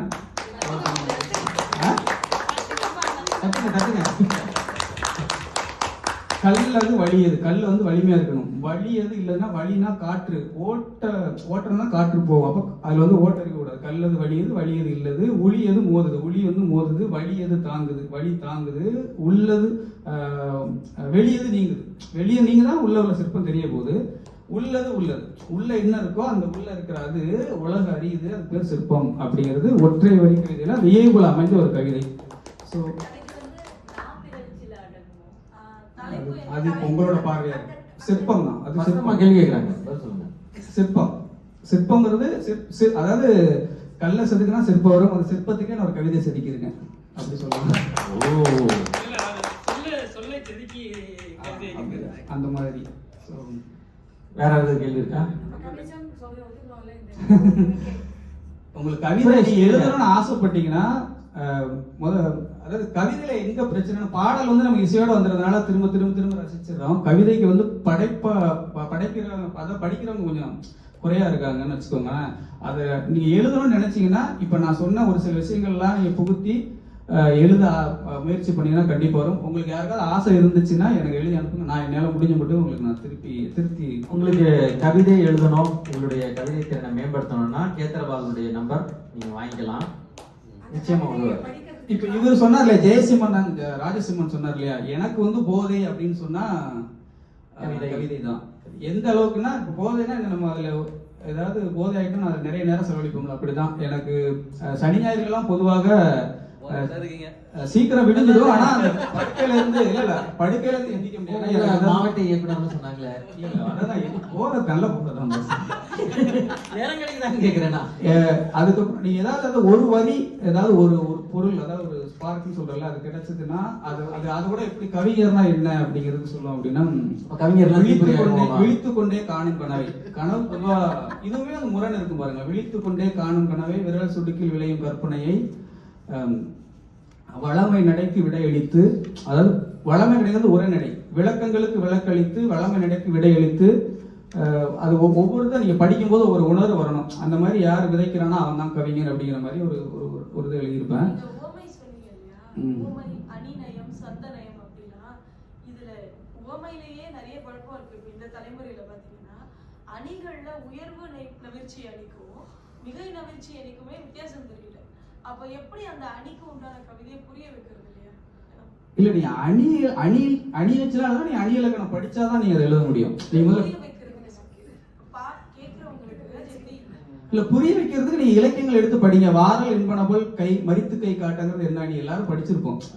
சிலப்பதிகாரத்துல ஒரு அணி இருக்குல்ல, வாரல் என்பன போல் மரித்து, அதாவது மதில்ல இருந்து கோவலந்த கண்ணையும் வராங்க. அப்ப நீங்க படிச்சிருக்கீங்கன்றனால நான் ரொம்ப இலக்கியம் படிச்சது கிடையாது. அந்த மதில் சுவர்ல வந்து 2 கொடி வந்து ஆடிக்கிட்டே இருக்குமா அவங்க மதிலுக்குள்ள வரும்போது. அப்ப வந்து அவர் என்ன சொல்றாருன்னா, கண்டகன கோவில் உள்ள வராதீங்க அப்படின்னு சொல்ற மாதிரி அவர் என்ன தற்குறிப்பேச்சு சொல்லுவோம்.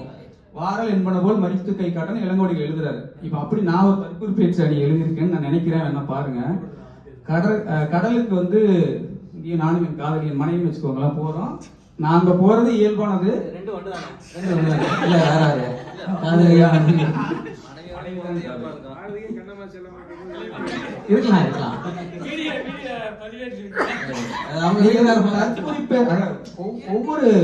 ஒவ்வொரு அணி வந்து பாருங்களேன், அணிங்கிறதுலாம் நீங்க அதுக்கு அடுத்த கட்டத்துக்கு போறதுங்க. அது வந்து நீங்க படிச்சுதான் உணர்ந்துட்டு அதுக்கப்புறம் நீங்க நிறைய தெரியும்னா நீங்க பழைய இலக்கிய பழைய பாடல்கள் எல்லாமே இருக்குல்ல, வெண்பா எழுதுனது, அந்த செய்யுள் எழுதுனது எல்லாமே வந்து பாத்தீங்கன்னா எல்லா விதமான இலக்கண விதிகளையும் அடிப்படையில் தான் எழுதியிருக்கு. நீங்க இப்போ உள்ள கவிதைகளை பார்த்தா கன்ஃபியூஸ் ஆகணும், அது கவிதையானே. நீங்க சொல்றது கரெக்ட் தான். என்னோட கற்பனை எல்லாம் செதுக்கி வரைஞ்சு ஒரு கவிதை எழுதுறேன். எதிர்முனையில கேக்குறாங்க இது என்ன பொருள்னு கேக்குறாங்க. நான் ஒரு பொருள் வச்சிருக்கேன். அப்போ அவங்க ஒரு பொருள் வச்சிருக்காங்க.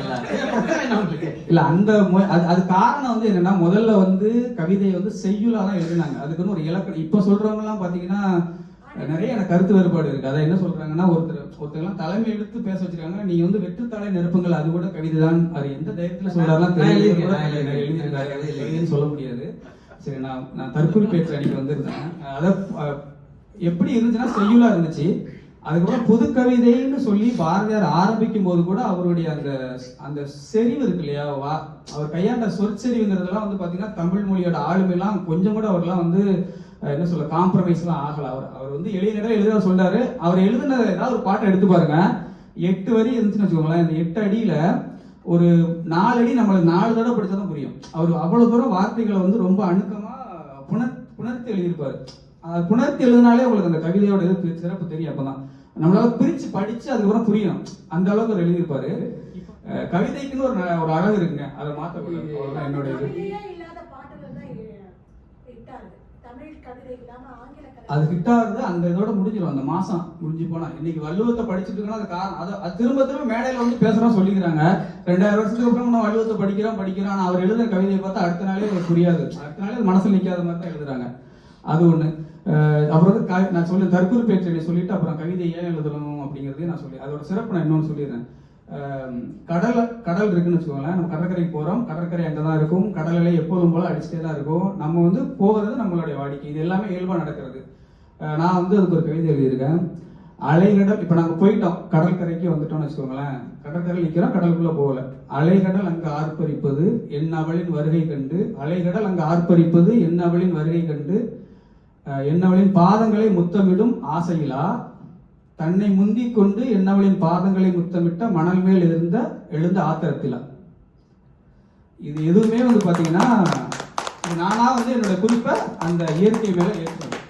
அது பாட்டா அலை அடிச்சுதான் இருக்கும் போது மணல் நம்ம தான் மணலை மிதிக்கிறோம். பட் இருந்தாலும் தன்னை முந்திக் கொண்டு அது முத்தமிட்டது அப்படிங்கிற மாதிரி ஒரு நேரத்தின் அருமை கருதி நாம இதோட நிறைவு செய்யணும். ஆனா உங்க யாருக்காவது கவிதை எழுதணும் அப்படின்னு விருப்பம் இருந்தா கேத்திரபால நம்பர் வாங்கிங்க. அவர் மாவட்ட இயக்குனரா இருக்கிறப்போ அவருக்கு நேரம் இருக்கு. அதனால நீங்க கவிதை வந்து ரெண்டாவது கவிதையை நான் என்னோட அனுபவத்துல நான் அதை எதுக்கு சிறப்பா பாக்குறேன் அப்படின்னா, நீங்க வந்து ஓகே ஒருத்தர் வந்து பாராட்டணும். இப்ப நான் வந்து மாணிக்க வாசகத்தை இப்ப நேரம் புகழ்னு வச்சுக்கோங்களேன். வடிவேல் சொன்ன மாதிரி அவர் ஒரு 2 வார்த்தை கேட்பாரா, அதுக்கப்புறம் வந்து பாத்தீங்கன்னா அது அவருக்கு ஒரு மாதிரி எம்ப்ராஸ்மெண்ட் சொல்லுவாங்க, அந்த மாதிரி இருக்கும். அதே நேரம் ஒருத்தர் திட்டுறான்னு வச்சுக்கோங்களேன், திட்டுனா எவ்வளவு நேரம் கேட்க மாட்டாரு அவர். நம்மள வந்து என்ன மனசு நம்மள என்ன வரும்னா வெறுப்பு தான் வரும். அப்போ பாராட்டணும், ஆனா அந்த மாதிரி அவருக்கு ஒரு மாதிரி ஒரு குற்றுணர்வு வரக்கூடாது. திட்டணும், ஆனா அவர் வந்து நம்மள மேல வெறுப்பு வரக்கூடாது, ஆனா திட்டத்தை உணரணும், நம்ம ஏதோ சொல்றாங்கிறத உணரணும். அப்புறம் வந்து ஒரு எடுத்துக்காட்டுக்கு இப்போ வந்து ஒரு படத்துல பெண்ணின் மனைவி தொட்டு படத்துல ஒரு பாட்டு வரும். சீனியருக்கு வந்து பூ கொண்டு கொடுக்க சொல்லுவாங்க. அந்த காட்சியா இருக்கா, ஞாபகம் இருக்கா? முடியுமா? முடியாது இல்ல, அது வந்து ரொம்ப கஷ்டம். அவன் சீனியருக்கு போயிட்டு பூ கொடுனா உடனே எப்படி கொடுத்துட முடியும்? பாருங்க, அழகா பாட்டு எழுதிருப்பாங்க. உதட்டுக்கும் கண்ணத்துக்கும் மன்னமதுக்கு கொஞ்சம் வெட்கப்பட்டு வந்து அதாவது பூ வைப்பதால் எந்த மேல் பரிகாசமா அப்படிங்கும்போது அதை வாங்கி வச்சிருவாங்க. இதெல்லாம் எப்படி சாத்தியப்படும் அப்படின்னா இதெல்லாம் மட்டும் தான் முடியும். நான் வேணா இப்ப கூட அவங்கள்ட்ட சொன்ன கவிதையை சொல்லிடுறேன். நான் வந்து நிறைய செஞ்சுக்குவோம். சரி, அது இப்போ வந்து ஒருத்தர் வந்து பக்தி இலக்கியங்கள் இருக்கு இல்லையா, பக்தி இலக்கியங்கள் ஒருத்தர் வந்து கவிதையோட வரலாறு பேசுறாரு. கவிதையோட வரலாறு அவர் ஒரு பெரிய தலைவர்லாம் கிடையாது, அவர் பெரிய பிரபலமானவர், செலிபிரிட்டின்னு வச்சுக்கோங்களேன்.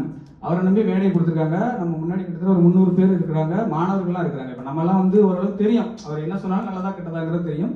எனக்குன்னு ஒரு தனிப்பட்ட கருத்து இருக்கும். அந்த மாதிரி அவர் தலைவருக்குன்னு அவர் பேச வந்திருக்கும் தனிப்பட்ட கருத்து இருக்கும். அந்த கருத்து எல்லாருக்கும் பொதுவானதா, இதனால மடைமாற்றம் எதுவும் ஏற்படுமா அப்படிங்கிறத அவங்க விளங்கிட்டு சொல்லணுங்கிறது என்னுடைய ஆசை. அவர் என்ன சொன்னார்னா, கவிதையோட வரலாறு சொல்லும்போது பக்தி இலக்கியங்கள்லாம் வந்து தேவையில்லாத ஆணி அப்படிங்கிறத அவருக்கு கொடுக்கப்பட்ட மேடையை அவர் என்னை பொறுத்தவரை தவறா பயன்படுத்துறாரு. ஏன்னா அவருக்கு அது பிடிக்காம இருக்கலாம், அப்படி சொன்னாரு. ஸோ அதை நான் உறுத்திட்டே இருந்துச்சு. அப்போ அதுக்கு ஒரு கவிதை எழுதினேன். அது பக்திங்கிறது வடமொழி, பக்திங்கிறது அதோட தமிழ் சொல். பக்தி இலக்கியங்கள் பங்களித்தது என்னவாம், அத்தனையும் ஆன்மீகம் மட்டும் வளர்த்தது, புத்தியிலார் வந்து புலம்புவார் முத்தமிழின் மொத்த முகமாம் உணர் அப்படின்னு ஒரு வெண்பா எழுதினேன். இது ஒரு 16 வரி எழுதினேன், இப்போ 4 வரி எனக்கு ஞாபகம் இருக்கு. அதனால அடுத்த தலைவரை கொண்டு போகணுங்கிற மாதிரி அந்த வெண்பா வந்து முடியும். அப்படி ஒரு கவிதை என்பது இப்போ நான் திட்டியிருக்கேன் அவர் ஆக்சுவலாக பார்த்தீங்கன்னா. இப்போ நான் இதை திட்டுற மாதிரி சொன்னேன் அப்படின்னா அவர் அதை புரிஞ்சுக்கிடுவார் அப்படிங்கிறத ஒரு ஏற்றுக்கிறதுக்கு இருக்கும். அப்புறம் நீங்கள் வந்து எப்படி வந்து ஒரு எம்ஜிஆரோட நாற்காலிகளில் 4 காலில் ஒரு கால் வந்து கவிஞர்னு சொல்லுவாங்களோ, அந்த மாதிரி ஒரு அரசாங்கத்தை எதிர்த்துனா கூட நீங்கள் பார்த்தீங்கன்னா கவிதையாக சொல்லும்போது யாராலையும் அதை வந்து பெருசாக அதை வந்து எடுத்துக்கிடுவாங்க, அந்த கருத்தை எடுத்துக்கிடுவாங்க. இவன் கலைஞரே இருக்கட்டும், ஜெயலலிதா இருக்கட்டும், அதெல்லாம் நீங்கள் நிறைய பார்க்கலாம். அரசியல் ஆளுமைகளும் எல்லாமே திட்டினா கூட, அதாவது அதுக்கு இன்னொரு சொல்ல ஒப்பரிகையில இருந்துகிட்டு அரசர் சொல்லுவாராம், அகில உலகம் ஆழி பெருங்கடலும் எனக்கு அடிமைன்னு சொல்லுவாராம். அப்போ பக்கத்துல கவிதை சொல்லுவாராம், இதெல்லாம் உனக்கு அடிமையான நீ என் கவிதைக்கு அடிமைன்னு சொல்லுவாரு. அந்த மாதிரி கவிதைங்கிறது வந்து ஒரு மிகச்சிறந்த வடிவம். அதை வந்து படிங்க, ரசிங்க, எழுதுங்க, ஆனா அது கவிதையா எழுதுங்க அப்படிங்கிறத என்னோட வேண்டுகோள். வாய்ப்புக்கு மிக்க நன்றி. கவிதை எழுதுங்கள். படிங்க சார். ஏன்னா நிறைய கவிதைகள் இருக்கு. நான் புத்தகம் வெளியிட்டதுக்கு அப்புறம் அதை நம்ம நிறைய கலந்துரையாடல் ஆர்வம் வைக்கலாம். உங்கள் நூல் வெளிவர எங்களுடைய வாழ்த்துக்கள். உங்கள் நூல் வெளிவர எங்களுடைய வாழ்த்துக்கள். ஆமா, புத்தகம் வெளியிடுறாங்க. எப்பன்னு தெரியலாம்னா மிக விரைவில் வெளிவரும் என்று நம்புகிறோம். இது நான் பெரிய செஷனா இருக்கும்னு நினைச்சேன். பரவாயில்ல, நேரம் இல்லை. நம்ம ஆமா, அது நீங்க தலைவர்கிட்ட சொல்லணும். இந்த வாய்ப்பினை நல்கிய தமிழ் மொழி பண்பாட்டு கழக பேச்சாளர் மன்றத்துக்கு மிக்க நன்றி. இந்த மாதிரி ஒவ்வொரு மாதமும் யாரையாவது கூப்பிட்டு நாங்க வருவோம். நீங்க கேள்வி கேட்கலாம். அப்ப கேள்வி கேட்கணும்னா நிறைய பேர் வாங்க, நிறைய கேள்வி கேட்கலாம். இல்லைன்னா உங்களுக்கு எளிதா போயிடும், நேரத்தையும் கூட நாம அதிகப்படுத்தலாம். இதுதான் வந்து இந்த முயற்சியினுடைய முதல் நிகழ்ச்சியில பங்கெடுத்துக் கொண்ட உங்களுக்கு மிகப்பெரிய நன்றி. மேடையை தலைவர் அவர்களிடம் நான் ஒப்படைக்கிறேன். மிக்க நன்றி. என்ன அப்படின்னா, நீங்க அவங்க பொது மதிப்பீடு செய்யும் போது பாத்தீங்கன்னா தெரியும். இப்ப பாத்தீங்களா, இந்த பயிற்சி பற்றியே பாத்தீங்கன்னா அவங்க அவ்வளவு, எனக்கு தெரிஞ்சு அவங்க எந்த ஒரு பாயிண்டையும் விட்டுருக்க வாய்ப்பு இல்லை. மாணிக்கவாசியும் அதை ஒத்துவிடுவார்னு நினைக்கிறேன். அந்த அளவுக்கு ரொம்ப சிரத்தை எடுத்து கிட்டத்தட்ட ஒரு வாரத்துக்கு மேல அவங்க அந்த எனக்கு தெரியும், நான் பேசிட்டே இருந்தேன். அந்த டாக்குமெண்ட்டை தயார் பண்ணி பொது மதிப்பீட்டுக்குன்னு ஒரு இப்ப இந்த காணொலி இருந்தா போதும், அடுத்தடுத்து வர தலைமுறைக்கு முதற்கொண்டு அதை பயன்படுத்தலாம் அளவுக்கு ரொம்ப சிறப்பா நடத்தினாங்க. எந்த ஐயம் இருந்தாலும் நம்ம அவங்ககிட்ட கேட்கலாம். சந்தேகங்கிறது வடமொழி.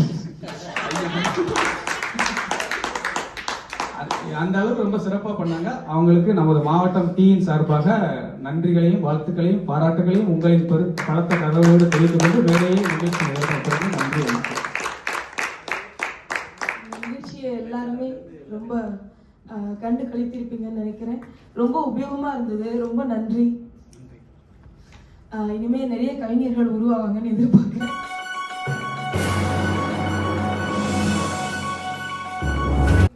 சௌமியா அம்மா அவர்களுக்கு பரிசினை வழங்குவதற்கு பயிற்சி பட்டறைகளை வழிநடத்தும் தலைவர் மாணிக்கவாசகம் அவர்கள் வழங்குவார்கள்.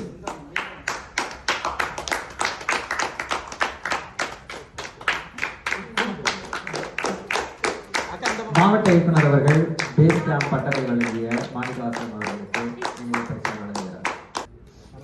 இதே மாதிரி கேந்திரபாலன் புத்தகம் வெளியிட்டோம். அந்த புத்தகத்தை எல்லாருக்கும் மிகச்சிறந்த முறையில் கவிதைக்கு கலந்துரையாடல்